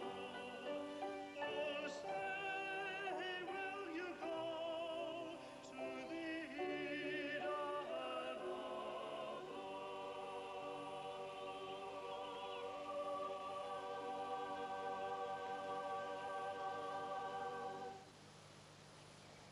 When the Salvation Army came to Switzerland, Geneva soon had a corps of solid, respectable citizens. But when Kate Booth, the general's daughter, arrived, she made it clear that these were not the people that the army had come to Switzerland to save. Kate had won a reputation as La Maréchale, the marshal, in the slums of Paris.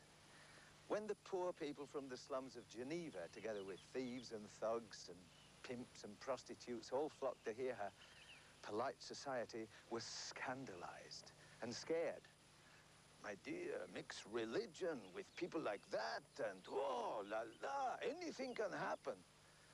So the army was denounced as a bunch of dangerous cranks and ordered out of Geneva. She made her way to Neuchâtel. This building used to be the Hotel Mont Blanc. When Kate preached here, over 1,000 people crammed inside to hear her.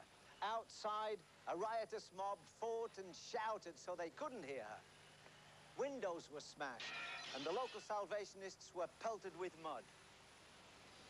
Word had come through from Geneva that the army was a money-making racket playing on the emotions of simple people. The mobs kept up their attacks, and the Grand Council of Neuchâtel responded by banning all Salvation Army meetings. In an act of calculated defiance, Kate Booth and 300 worshippers gathered here in this wood at Pries-Imer. As they started singing, the local prefect turned up, together with his inspector and 15 policemen. They stood with their hats in their hands, and they heard Kate talk of the army's mission to save the lost. At one point, one of the converts spotted a policeman and said, "He knows I was a jailbird, but Christ has changed all that." Well, at the end, the prefect stepped up. "I am sorry," he said. "Like everyone else, I have judged you without seeing you.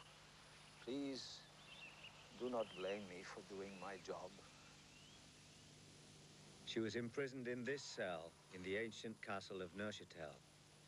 Kate was at times so desolate that the devil seemed more real to her than God.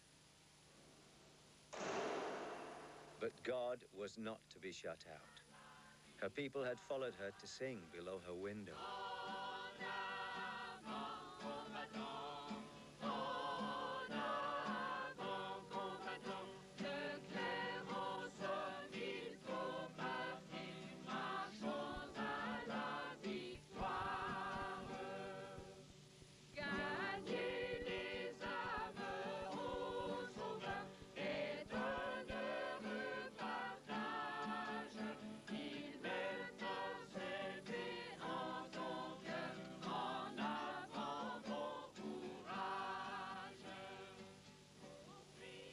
With a full heart, Kate acknowledged them.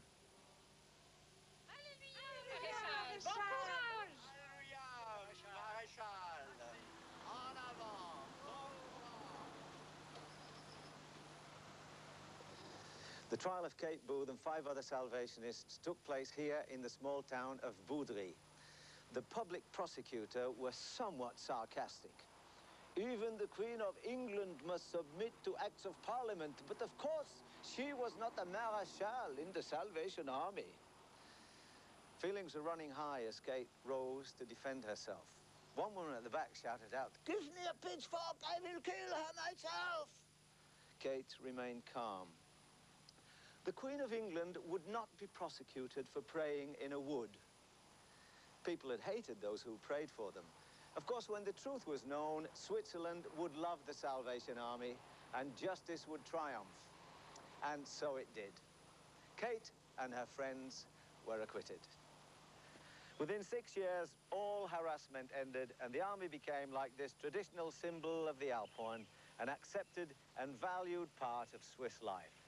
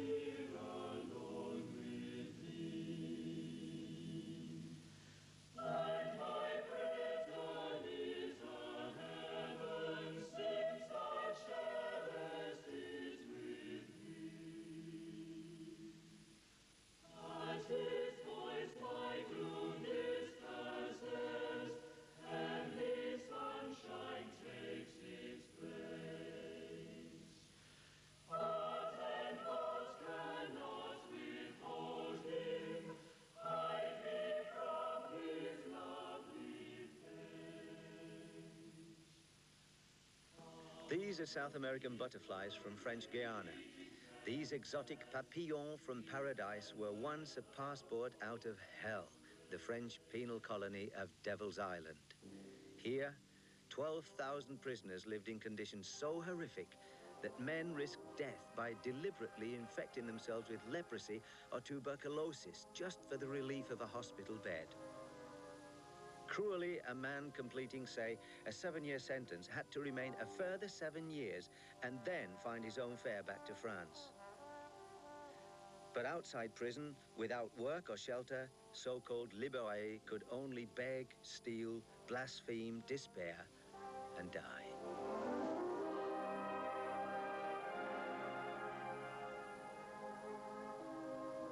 In 1928, a young Salvation Army officer arrived. He set the libérés to work, clearing the land to grow coffee, pineapples, bananas, and other crops. On his farms, a man could earn a ticket home in 18 months. Hopeless lives were transformed by 27-year-old Charles Péan. For 25 years, he exposed the horrors of Devil's Island until the French government closed it in 1953 for good. Now 86 and retired to Neuchâtel, he told me about the prisoners. But at 6 o'clock in the evening, there were knock in their dormitory by a group of 80 without any guard from 6 in the evening to 6 in the morning. But in the night, it was something horrible because without guard, the stronger, the bad one, the wicked one, take charge of the other. And when they open the dormitory in the morning, sometimes they find a man with a knife between the shoulder or with the bottom open.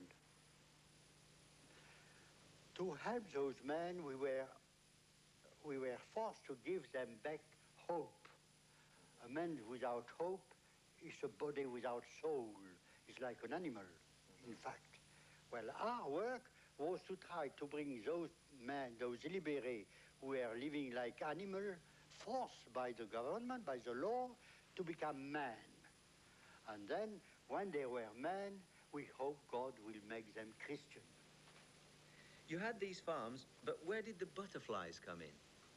That was with the old men, old libérés, or sick libérés. They couldn't work in the farm. Then we trained them to get all kind of insect, or butterfly, or snake. They come and bring them to the officer, and he taught them how to kill them properly, and we order and we prepare them and to send them to entomologists in United States or in France, and we get a lot of money to help those men. I believe you had women officers there. And this was a great responsibility. Can we send young wife among those people?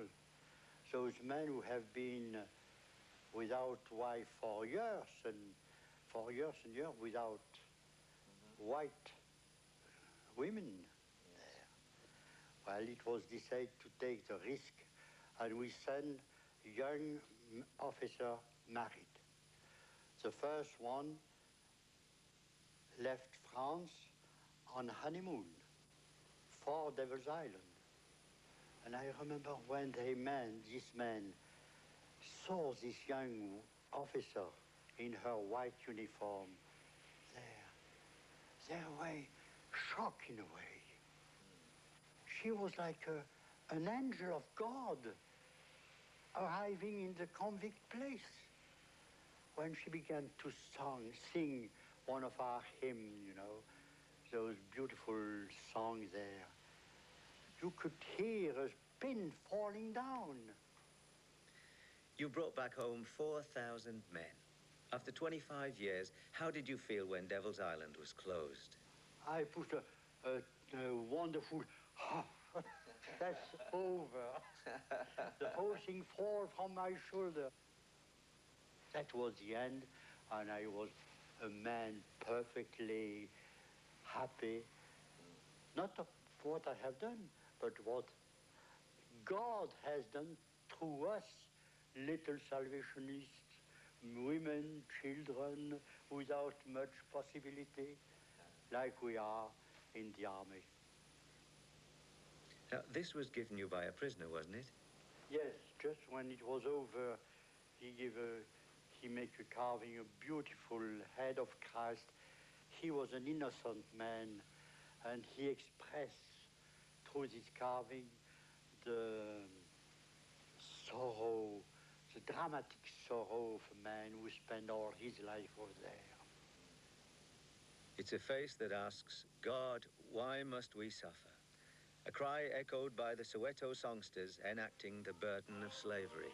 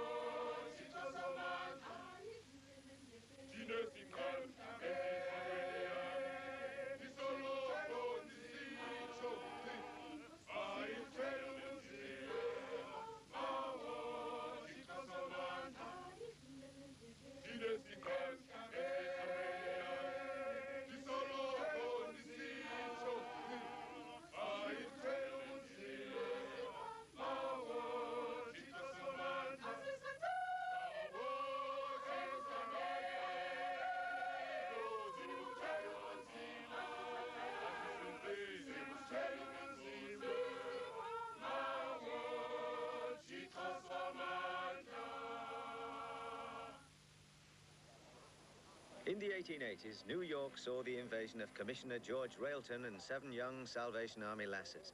Their first meeting was held in Harry Hill's Variety Theatre, a tobacco-spitting joint in a rough neighborhood controlled by mobsters and racketeers.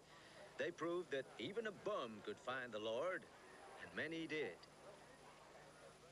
But as George Railton pushed on across the states, he met with one persistent obstacle: a refusal to allow the army to worship in the open air. The law was actually on the side of the army, even if the police were not. But it took a remarkable man to prove it. His name was Joseph Neshan Garabedban, otherwise known as Joe the Turk.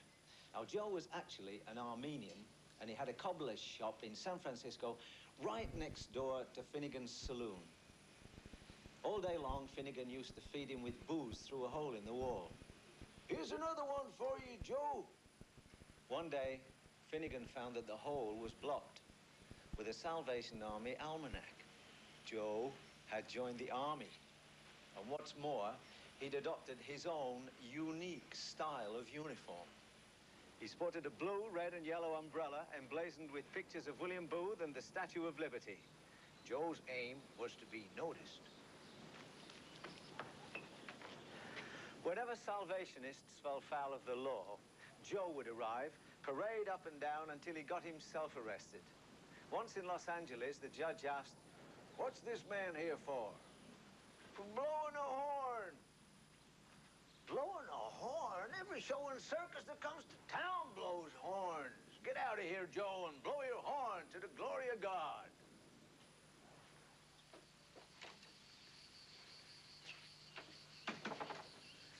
At East Portland in Oregon, Joe painted his cell walls with slogans.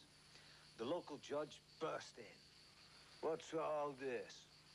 Jesus is the drunkard's friend." Joe looked at him. "You're always drunk, Judge. He's the friend you need." The judge accepted Christ and carried the army's flag. Joe's most dramatic achievement occurred at Macomb, Illinois. Mayor Leitner was a Texan desperado whose gang had taken over the town. When he clapped the officers of the local Army Corps in jail, Joe arrived. Each day, Joe led a procession of Salvationists down to the courtrooms to cheer up the prisoners with songs and testimonies. Finally, Mayor Leitner lost his cool. He went out into the street and he punched the corps sergeant and drew his revolver.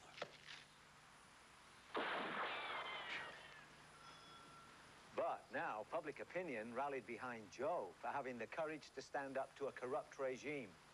When Joe announced a monster procession to celebrate the release of the prisoners, Mayor Leitner and his cronies saddled up and rode out of town. Joe took over as mayor for 6 weeks until new officials could be sworn in, and the army captain, Captain Ivings, took over as the chief of the police. Joe won 57 battles in the courts and finally secured complete freedom of worship for the Salvation Army anywhere in the United States.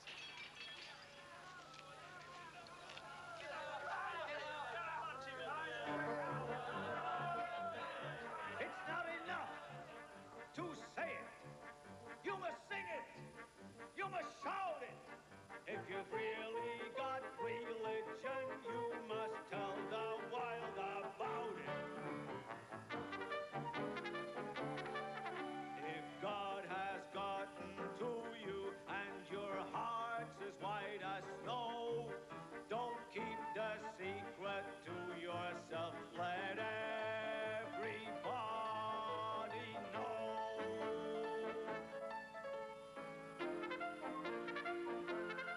You're gonna demonstrate, you're gonna shout aloud, you're gonna get the message to the crowd.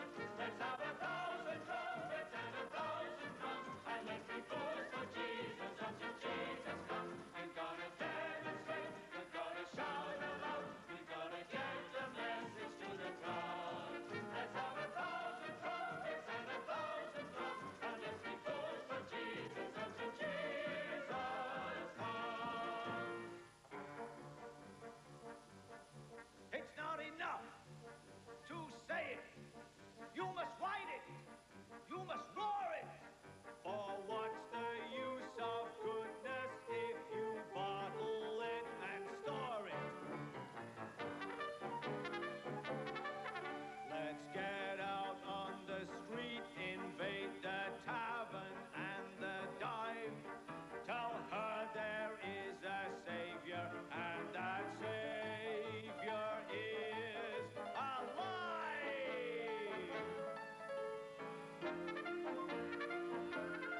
You gotta demonstrate, you gotta shout aloud, you gotta get the message to the crowd. Let's have 1,000 trumpets and 1,000 drums, and let's be fools for Jesus until Jesus comes. You gotta demonstrate, you gotta shout aloud, you gotta get the message to the crowd. Let's have 1,000 trumpets and 1,000 drums, and let's be fools for Jesus until Jesus comes. Take the biggest hoarding, hire the biggest hall, wave the biggest banner, sound the trumpet call. Use the brightest music of a British man. Make the world ring gorgeous and the bells will ring. You gotta demonstrate, you gotta shout aloud, you gotta get the message to the crowd. Let's have 1,000 trumpets and 1,000 drums, and let's be fools for Jesus until Jesus comes. You gotta demonstrate, you gotta shout aloud, you gotta get the message to the crowd. Let's have 1,000 trumpets and 1,000 drums, and let's be fools for Jesus until Jesus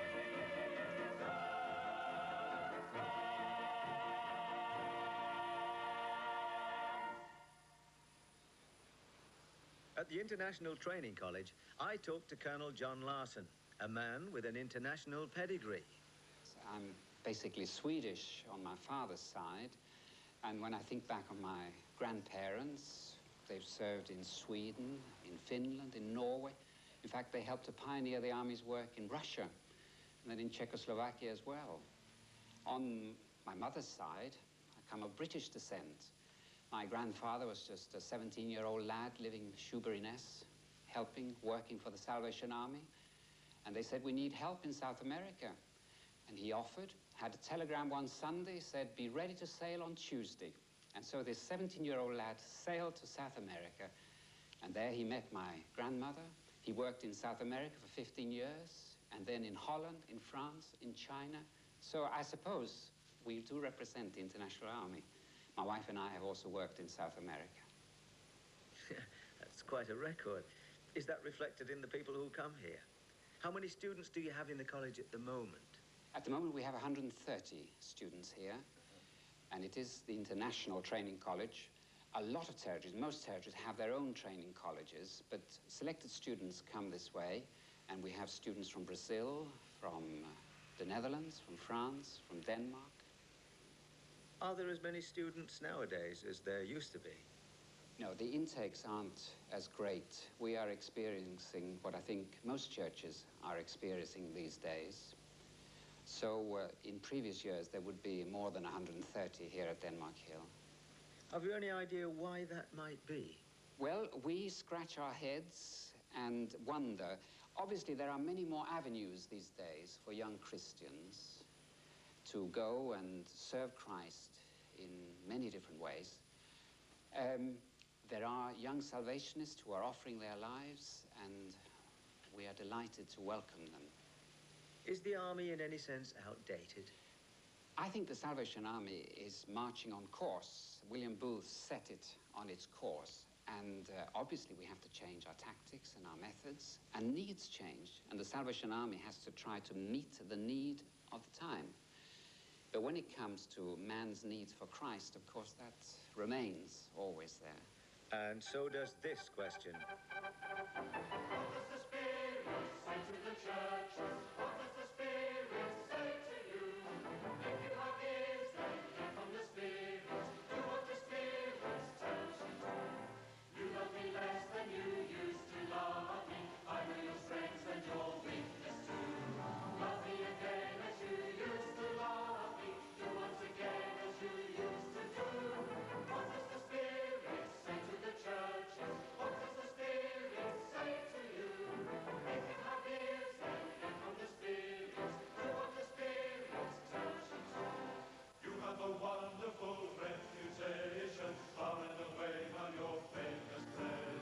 True, you are always so very busy. No one would guess that in fact you're dead. You are so proud and so worship ever. I know you're neither cold nor hot. Look on at you and it makes you useless. You think you're rich, but you're not, you're not. What does the Spirit say to the churches? What does the Spirit say to you? If you have ears, then hear from the Spirit. Do what the Spirit tells you to.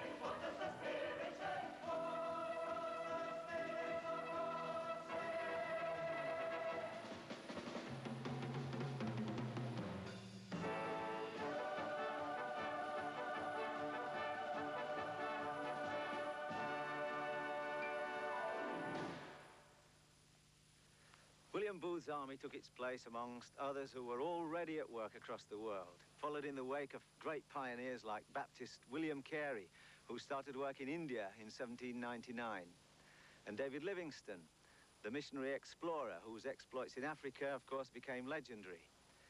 The Church of England had its missionary societies, and wherever new lands were discovered, the Roman Catholic Church sent in its priests and nuns. But both soldiers seemed to bring a new and at times almost zany enthusiasm to the task. They were straightforward in what they said, and they were practical in what they did. And they were at one with all those who thought that God mattered, and that Christ was for anyone and everyone. And if you believe that, you can't keep it to yourself. And you can't just tell your next-door neighbor. You must tell the world, the world, the world, the world. You've got to shout aloud. You've got to give the message to the crowd. Let's have 1,000 trumpets and 1,000 drums, and let's be fools for Jesus until Jesus comes. Take the biggest hoarding, hire the biggest hall, wave the biggest banner, sound the trumpet call.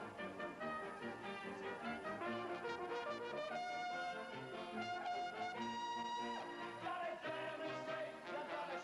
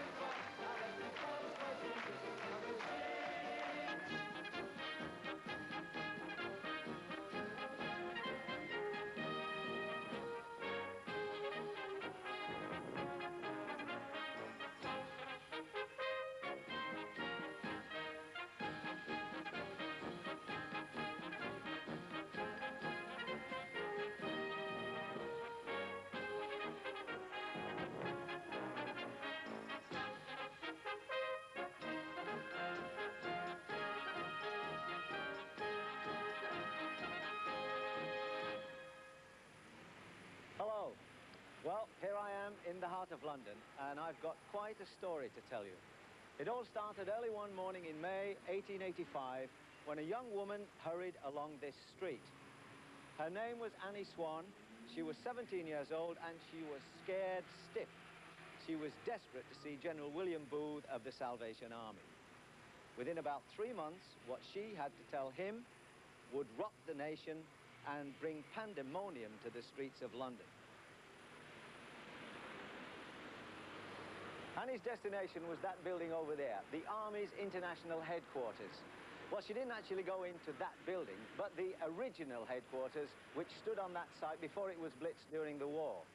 And she didn't actually meet the general, but she met the general's son, Bramwell Booth, who was just 29 years old and the Army's Chief of Staff. Now, he wasn't the barnstorming character that his father was. He was much quieter, and he had a hearing aid. But he was not lacking in courage, and he had a great genius for getting things done. Bramwell's resolute faith is well expressed in an old army song. I can, and I will, and I do believe.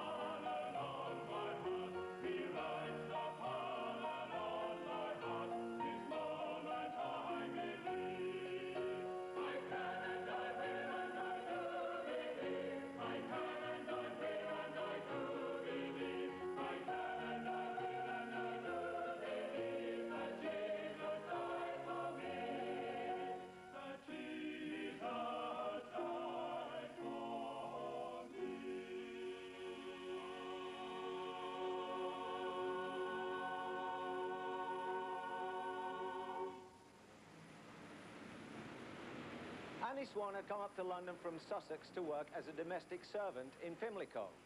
But when they gave her a red silk dress to wear instead of a cap and apron, she realized to her horror that she'd been lured into a brothel.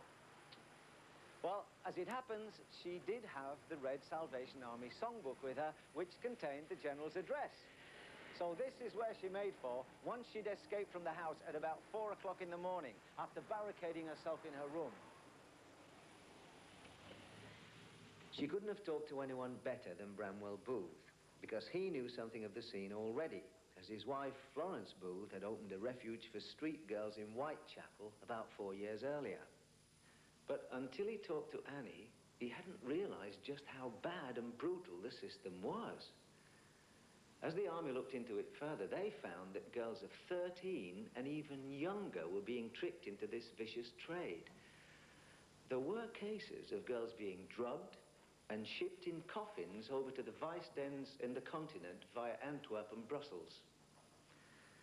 But what was perhaps worst of all was the fact that some parents would willingly and knowingly sell their daughters into this debauchery.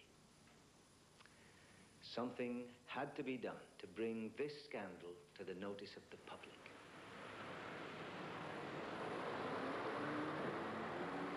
Bramwell Booth came to the offices of the influential Pall Mall Gazette here off the Strand. Its editor was William Stead, and together they hatched an ingenious plan. Central to it was Rebecca Jarrett. She was a Salvationist living in Winchester. Before her conversion, she'd been in the business of buying girls. Well, with great reluctance, she agreed to use her old skills just one more time. Stead was to pose as a roue wanting to buy a young virgin. The girl would be given a medical, and everything would be done as if she was bound for a house of ill repute. But just before the brothel door, she would be spirited away to the safety of the Salvation Army in France. When they shared their plan in confidence with the Archbishop of Canterbury, Dr. Benson, he said, It would be highly dangerous. But he gave his approval. So too did the Bishop of London, Dr. Temple. And Cardinal Manning, head of Britain's Roman Catholics, also went along with the idea. So Rebecca Jarrett negotiated the sale of 13-year-old Eliza Armstrong. Her mother received 5 gold sovereigns. Read all about it. Thank you, miss. The Eliza Armstrong case. Thank you. When the Pall Mall Gazette appeared on the streets containing Stead's revelations that young girls could be and were being bought, there was uproar. Crowds besieged the offices of the Gazette for copies, so much so that traffic came to a halt in central London. In 17 days, the army collected nearly 400,000 signatures to a petition demanding government action, and they took it in a brass band parade here to the House of Commons.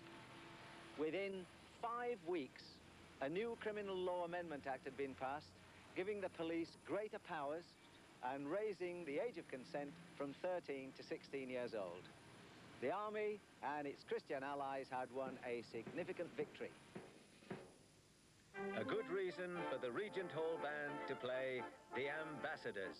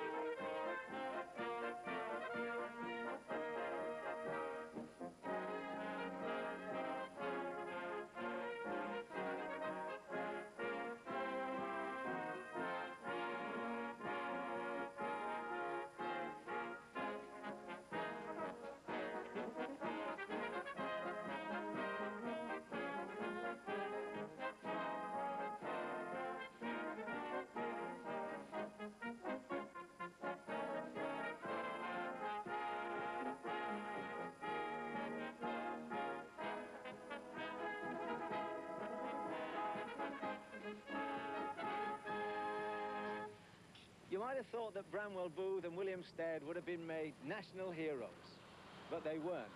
Not then.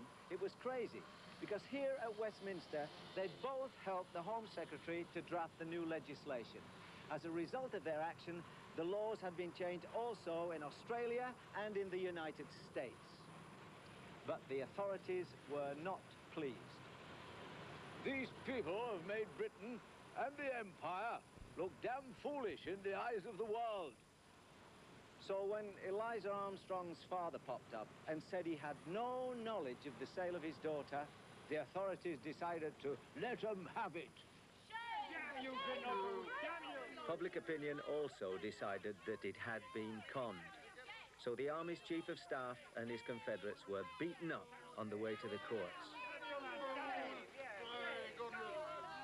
So, just 3 months after their triumph, Bramwell Booth, William Stead, Rebecca Jarrett, and 2 others stood trial here at the Central Criminal Court at the Old Bailey.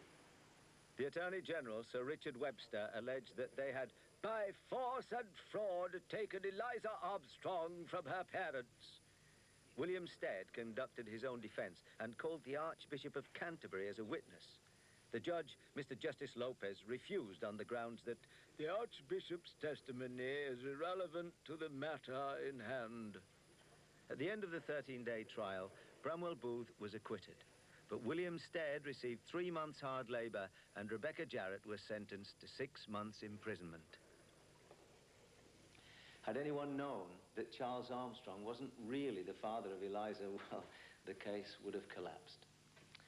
Mercifully, it did no harm to the Army's reputation, but Bramwell Booth sustained injuries from the mob that increased his deafness for the rest of his life. As for his wife, Florence, well, she continued with her rescue work. The law might have been changed, but the girls and their customers were still there, as they are today. As far as Christians are concerned, they need you, they need me, they need Christ.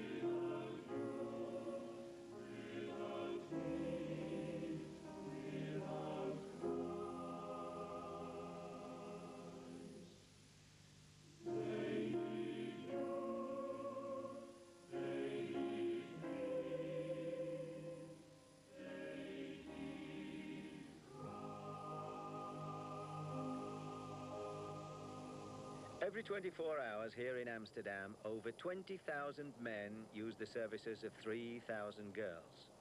A remarkable lady and her helpers care for their souls. Some 40 years ago, Alida Bossart was given a few guilders, a Salvation Army flag, and told to go and do something in the narrow canal side streets which make up the city's red light area. Well, what she did captured the imagination of the Dutch people, and she is now one of the most popular women in Holland. Now in her 75th year, Colonel Alida Bossart is still here and very active. This is a world of pawn shops, sex movies and live shows. So how did you first approach the ladies on the street? Now, in this district, I didn't know sure in that time. I think in that time were also about 3,000 ladies and girls, working in the prostitution. And they were all sitting before the windows, standing on the door, walking on the streets. And I thought it was the best, and then I think on the founder of the Salvation Army, William Booth.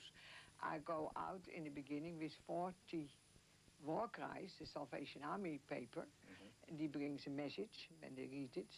And otherwise, you had anything to go in. And I came in every brothel, every public house, and I go from house to house and ask, will you have the war cry?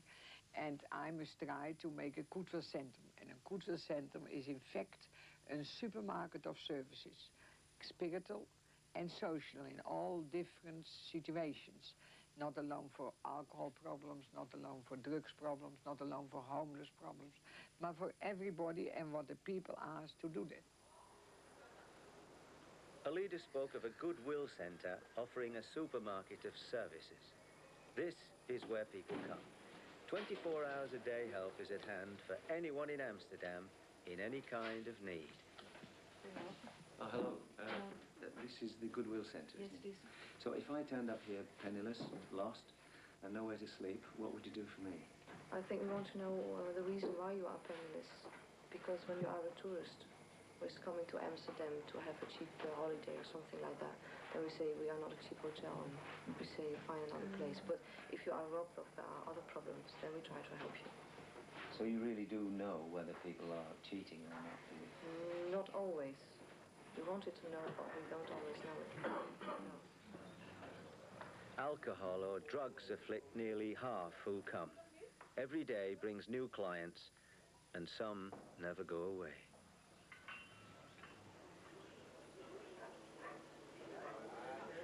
Now, this is the sitting room. Anyone can drop in here off the street to have a cup of coffee, chat with friends, or begin to solve a problem. A girl may be a prostitute not because she loves the game or the money. Street girls addicted to drugs and desperate for their next fix risk everything and take what they can get. Often, it's the innocent who suffer. Dear, is this yours? Is this yours? Thank you. Thank you. These babies are heroin addicts because that's what their mothers were. So here at the Trompendal Youth Centre in Hilversum, the Salvation Army staff helped to nurse them through the fretful agonies of drug withdrawal. Like Annie Swan, they didn't ask to be born into an underworld of drugs and sexual exploitation. But here they are. It's a world to which they may easily return once they leave the Army's care. Alida Bossart might rescue them later on, who knows? Let's hope she doesn't have to. Hey?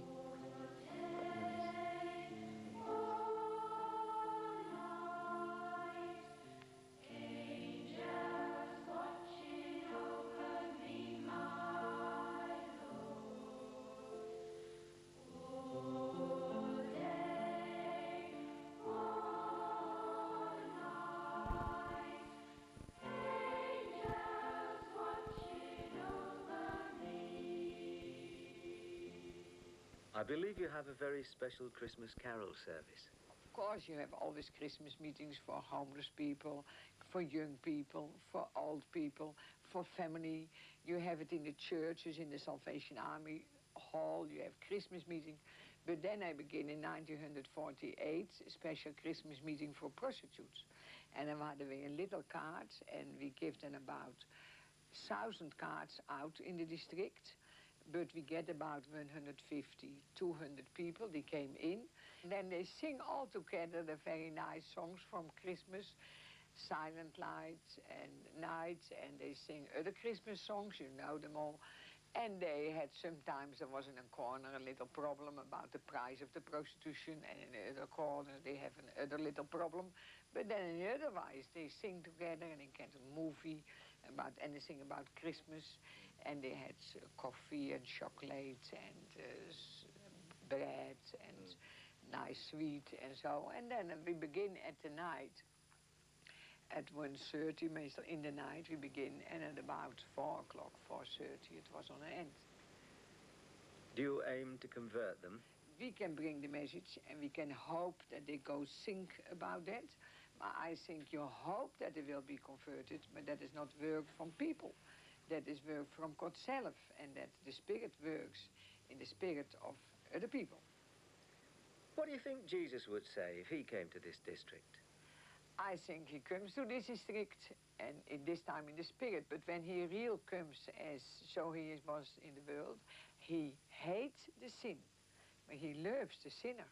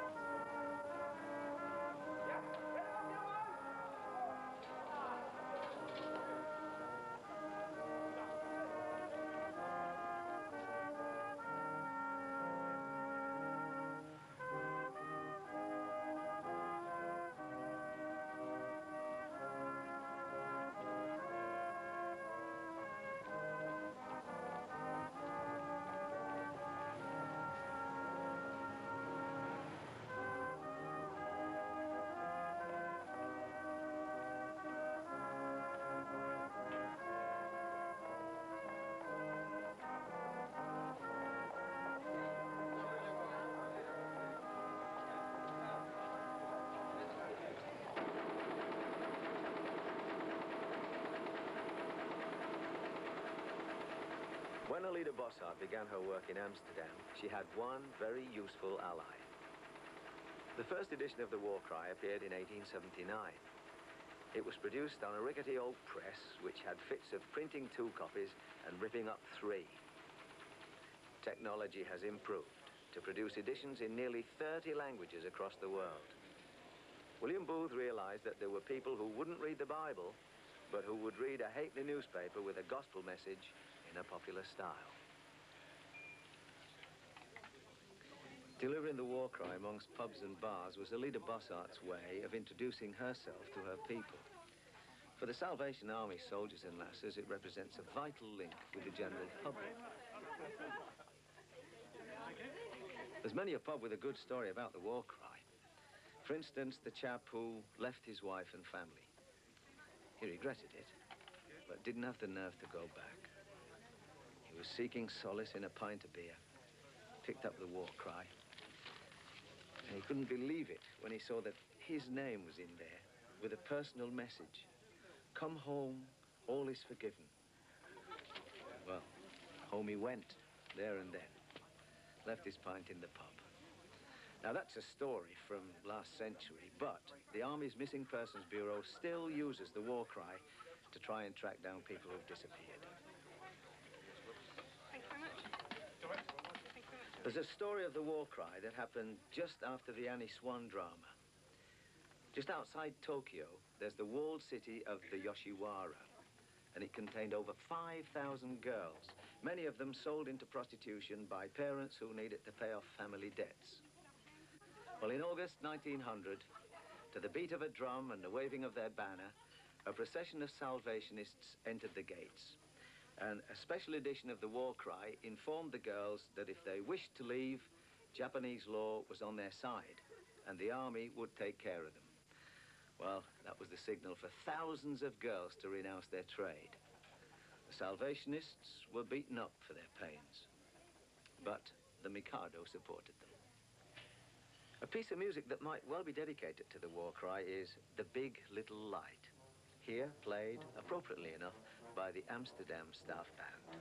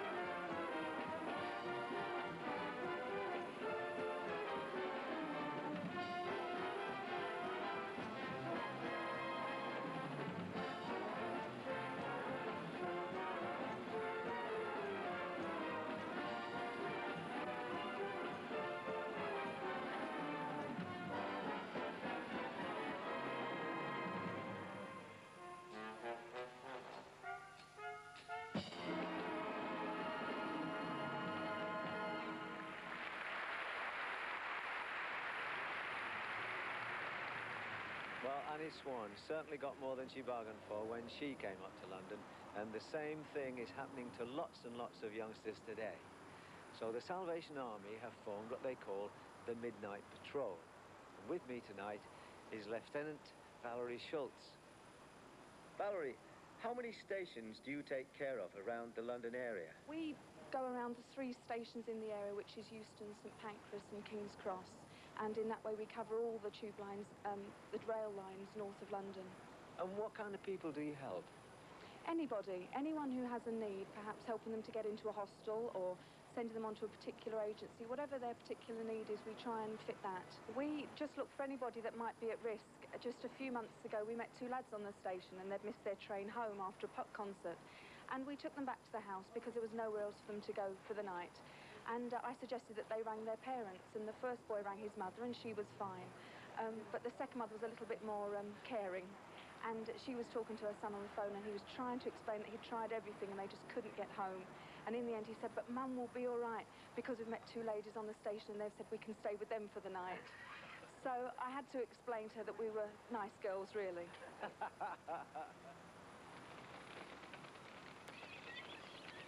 The army says, doubt not, God is here.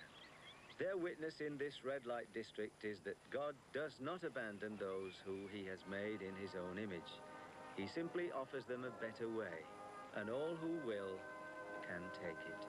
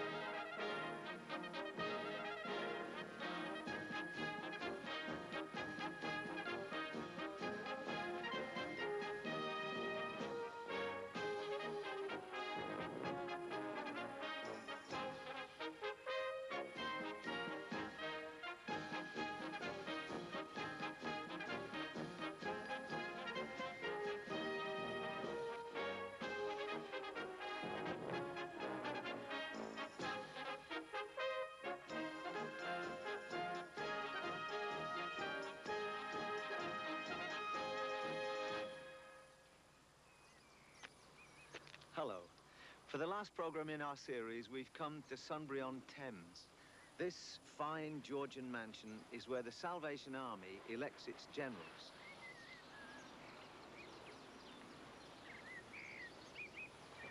Our story has been about the first general and founder, William Booth. He knew poverty as a 13-year-old pawnbroker's apprentice in Nottingham, and for 60 years as an evangelist, his main concern was for the poorest of the poor. And yet, the rich and famous were proud to know him. Empire builders like Cecil Rhodes, the Rothschilds, the young Winston Churchill. In 1898, President Theodore Roosevelt invited him to open the United States Senate with a prayer. And King Edward VII asked to meet him. Now, Booth insisted on walking to Buckingham Palace after washing his hands in a workman's pail. So, no matter what the company, he never lost the common touch. And he always gave the glory to God.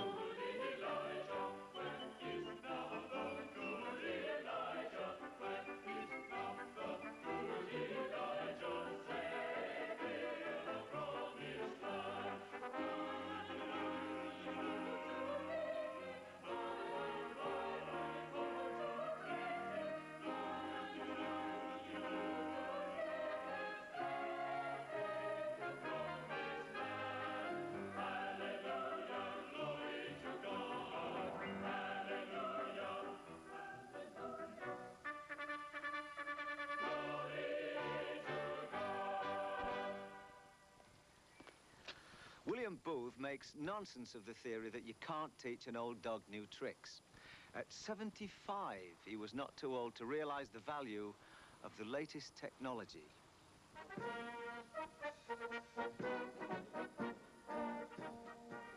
The motor car offered a brand new way of meeting the people. The first of his 7 motorcade tours took place in 1904 and lasted a month.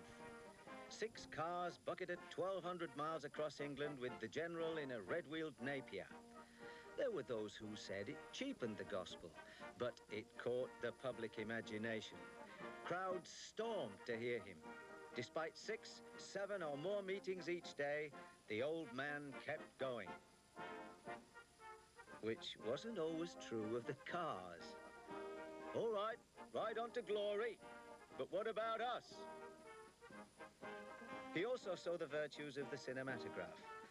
On tour in the USA, the general wrote as many as 35 articles a day. Mind you, if you have a secretary like Fred Cox here, who'd get out of bed at 4 in the morning to take dictation, it helps. Fred had 43 pockets in his uniform. Whatever the general needed, lozenges for the throat or a spare set of dentures, it was there in one of Fred's pockets. Another great support was his daughter Evangeline, at that time national commander in the United States, who later became the Army's 4th general. Booth traveled the world, to South America, the Far East and Japan. En route to Australia, he stopped off in the Holy Land and was rowed ashore at Jaffa.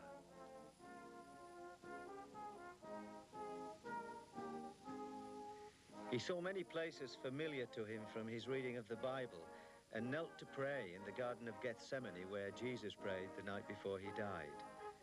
He climbed Mount Calvary where Christ was crucified and read a manifesto calling on all who named the name of Christ to make a desperate effort for the salvation of a lost world.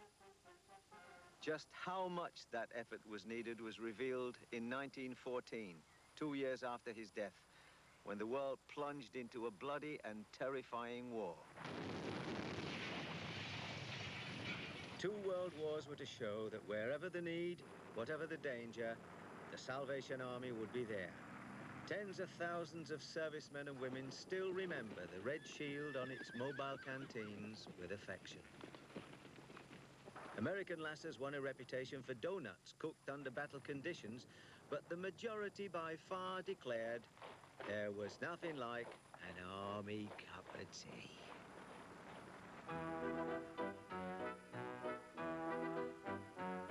I've never been what you might call religious. All them hymns and prayers have no effect on me. But when it comes to charm, that's a different tale by far. Oh, there's nothing like an army cup of tea. Oh, there's nothing like an army cup of tea.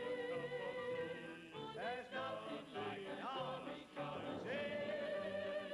They produce it on the spot, from Hong Kong to Aldershot. Oh, there's nothing like an army cup of tea.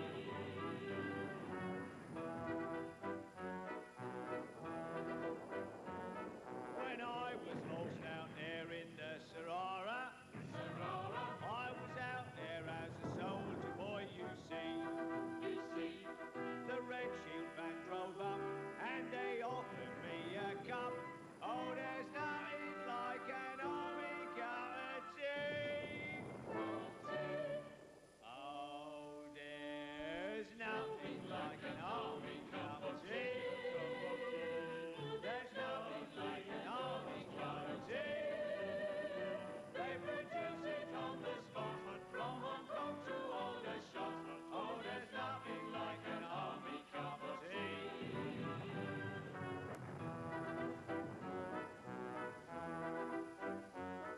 Of course you can't rely on every rumour. When the Sally Ann was graced by royalty, she was overheard to say, as they brought it on a tray, oh, there's nothing like an army cup of tea. Oh, there's nothing like an army cup of tea. There's nothing like an army cup of tea. They produce it on the spot, from Hong Kong to Aldershot. Oh, there's nothing like an army cup of tea. Oh, there's nothing like an army cup of tea. There's nothing like an army cup of tea. They produce it on the spot, from Hong Kong to Aldershot. Oh, there's nothing like an army cup of tea. There's nothing, nothing, nothing, nothing, nothing, nothing, nothing. Nothing in this old wild world like a nice, hot, strong, psychedelic army cup of tea.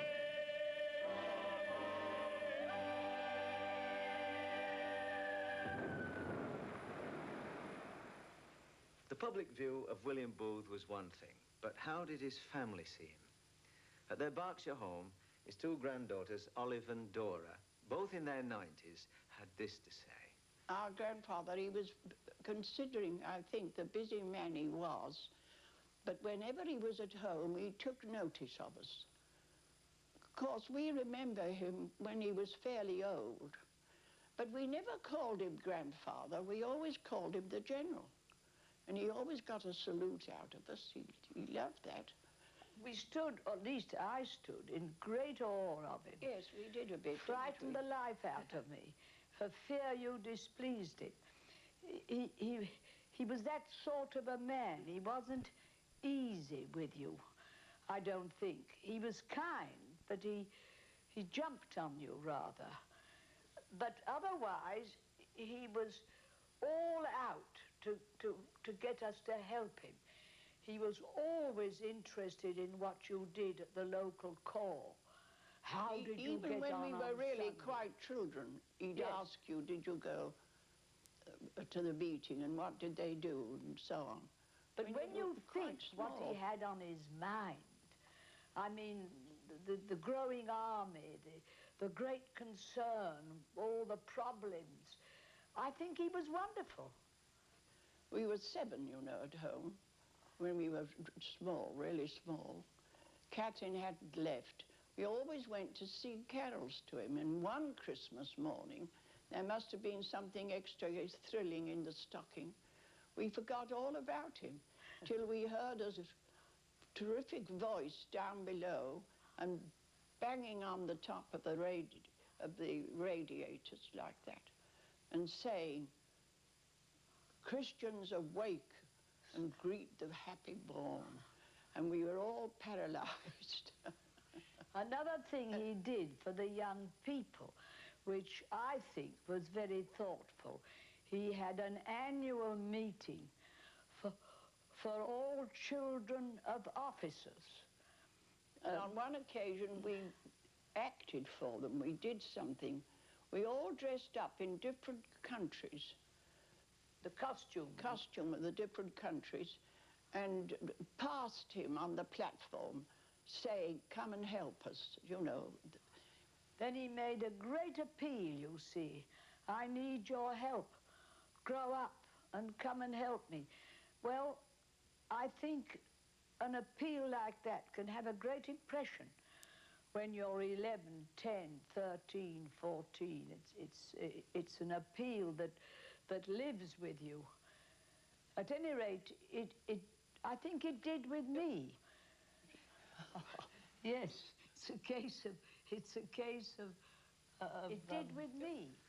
Olive and Dora's uncle Herbert, the General's youngest son, made a very significant contribution to army music. Here's one of his best-known songs, "At the Cross Where I First Saw the Light."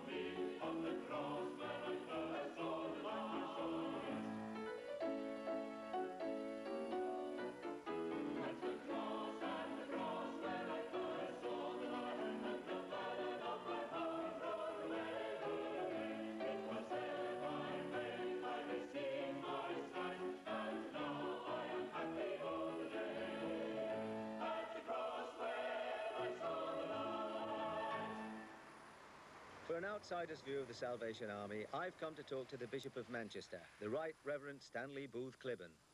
Well, I'm not quite an outsider, Roy. After all, although the old general died 12 years before I was born, I did know his eldest daughter, Catherine, or Kate, very well, because she was my grandmother. But it was unfortunate towards the end. Your grandmother actually had a rift with William Booth, didn't she? Yes, this was very tragic, really. In fact, 3 of the most brilliant of William Booth's children, including my grandmother, left the army because they couldn't agree with the discipline and the way in which it was being run, and it was a matter of very great sadness. He believed that as far as being a father was concerned, he was General of the Salvation Army first, and he was a father second, and that what applied to the officers and soldiers of the Salvation Army ought to apply to his family just as much. I believe he was rather difficult to live with. He was a difficult man to live with, some would say almost impossible. But I think this has been true for many of the greatest saints in the Christian church down through history. And it's one of the wonderful things about the Christian gospel and the Christian church, that God can work through men and women who are very far from perfect. What do you think William Booth really did for Christianity? Well, first and foremost, I would put the fact that he always believed that action must go along with faith. He took the words of Jesus that men and women do not live by bread alone seriously, in the sense that there must be a spiritual dimension, and evangelism was important. But he also took the words of Jesus about the need for people to have bread, to have decent conditions for their lives seriously as well. And that's been a very important contribution in Christian history. And then secondly, I would say that the way in which William Booth reached out to the poorest and most marginalized in society was very important in the conditions of his time. And it's something which is a constant lesson to the churches. In fact, in our own Church of England, we're trying to follow this message of the Christian gospel through our Faith in the City report, which cares for people in our urban priority areas, in our great cities and urban areas. And then thirdly, it's back to what we were talking about. I would say the equality given to women in ministry along with men was a very important lesson of the army in its early days. And of course, in the Church of England, we're really still wrestling with this one over the ordination of women to the priesthood. So I believe that was another great contribution of William Booth. William Booth's last public appearance was in May 1912 at the Albert Hall. He was 83. He'd already lost one eye and was awaiting surgery on the other, and would shortly go completely blind. The old warrior was undaunted. I have to tell you that I'm like an old ship going into dry dock for repairs.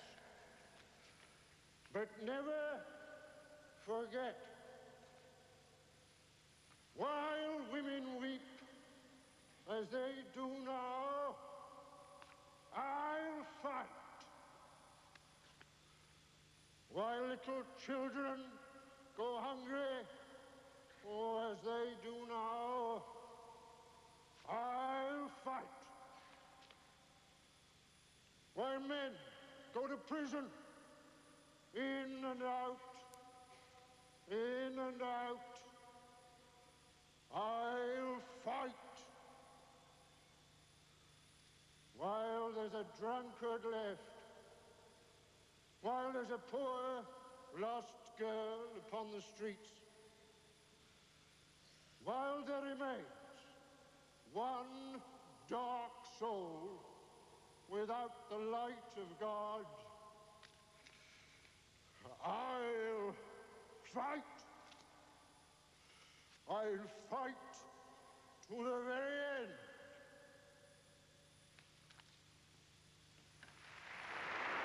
"7,000 Salvationists acclaimed him and sang the song that he himself had written, O Boundless Salvation."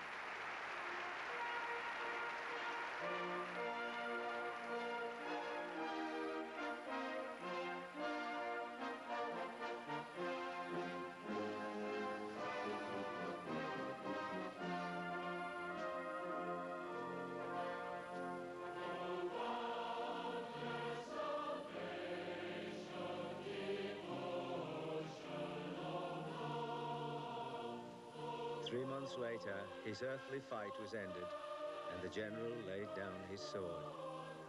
Now the people gave their verdict on his life and work.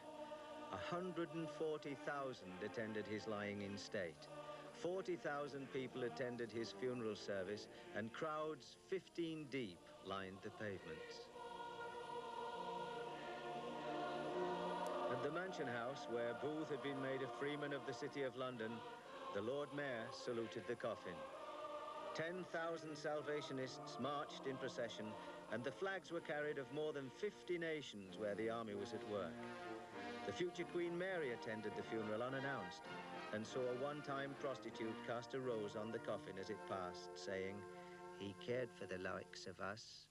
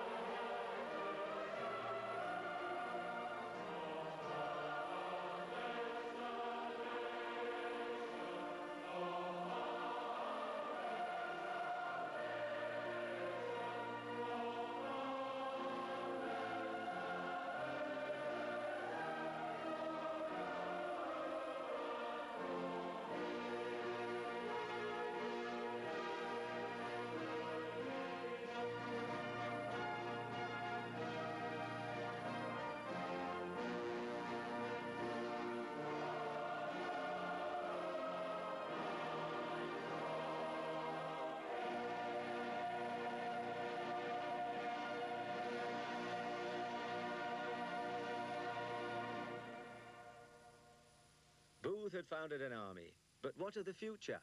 I asked General Eva Burrows about signs of hope. Is the Salvation Army still growing?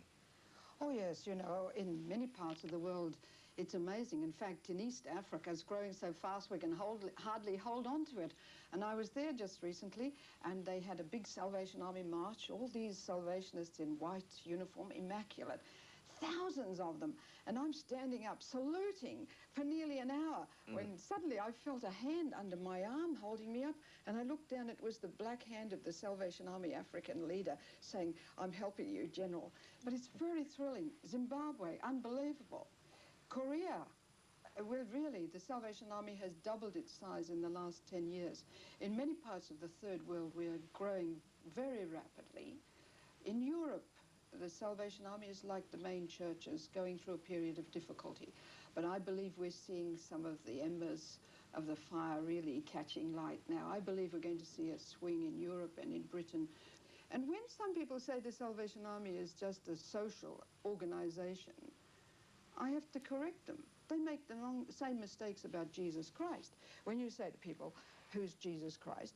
they say, "Well, he was such a wonderful man. He fed the hungry. He made the blind see. He was a noble example to follow." But they've missed the whole point. Jesus Christ came to reveal sin and show man a way to be reconciled to God. So that's our great point, be reconciled to God. If William Booth were here today, what would he say to the army? Well, I often get asked that question, you know, if William Booth came. I think he'd say, he would not say to us, "Are you doing what I used to do?" I think he would come and say, "Have you got that same dynamic spirit, that spirit of aggression that's prepared to go out and invite people to come into a knowledge of Jesus Christ?" Sure, I think in some ways the Salvation Army doesn't attract people as it did in its earliest days because we're in an entirely different social climate. But I think the Salvation Army has got his spirit, and evangelism is our prime objective. And I think he'd say to me, "Go on, girl, keep at it." Keep at it with gladness. Capture the mood and spirit of your day, but don't be led by it. Transform it. Use what it offers to bring the message of Jesus Christ alive to all people wherever they are.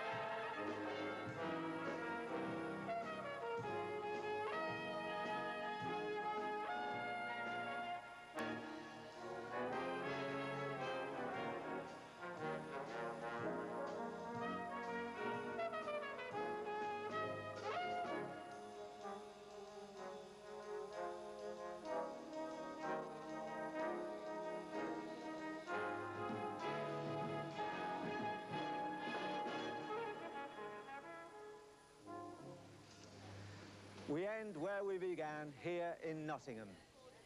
The house where William Booth was born in 1829 is now a museum, but just a small part of a large modern complex which takes care of the elderly and helps the homeless and their families to learn how to face the future. But what typifies, more than anything, I think, the spirit of William Booth is this emergency unit. It stands ready 24 hours a day, fully equipped for a mercy dash to a pile-up on a motorway, a rail crash, fire, flood, or any other disaster. For William Booth, the greatest disaster was a world that did not know its God. His response was immediate and urgent. All those who marched with him in his army and knew the love of God in their hearts must tell the world what they knew and show his love in action.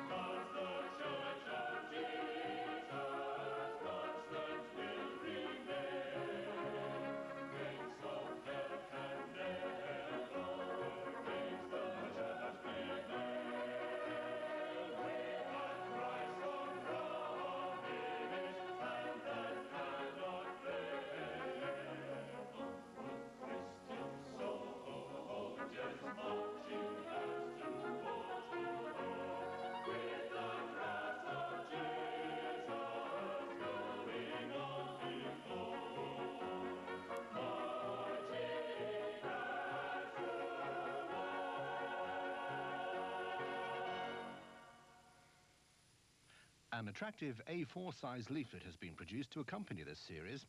For your free copy, please send a large stamped addressed envelope to Cathy Mason, Marching as to War, Anglia Television, Anglia House, Norwich.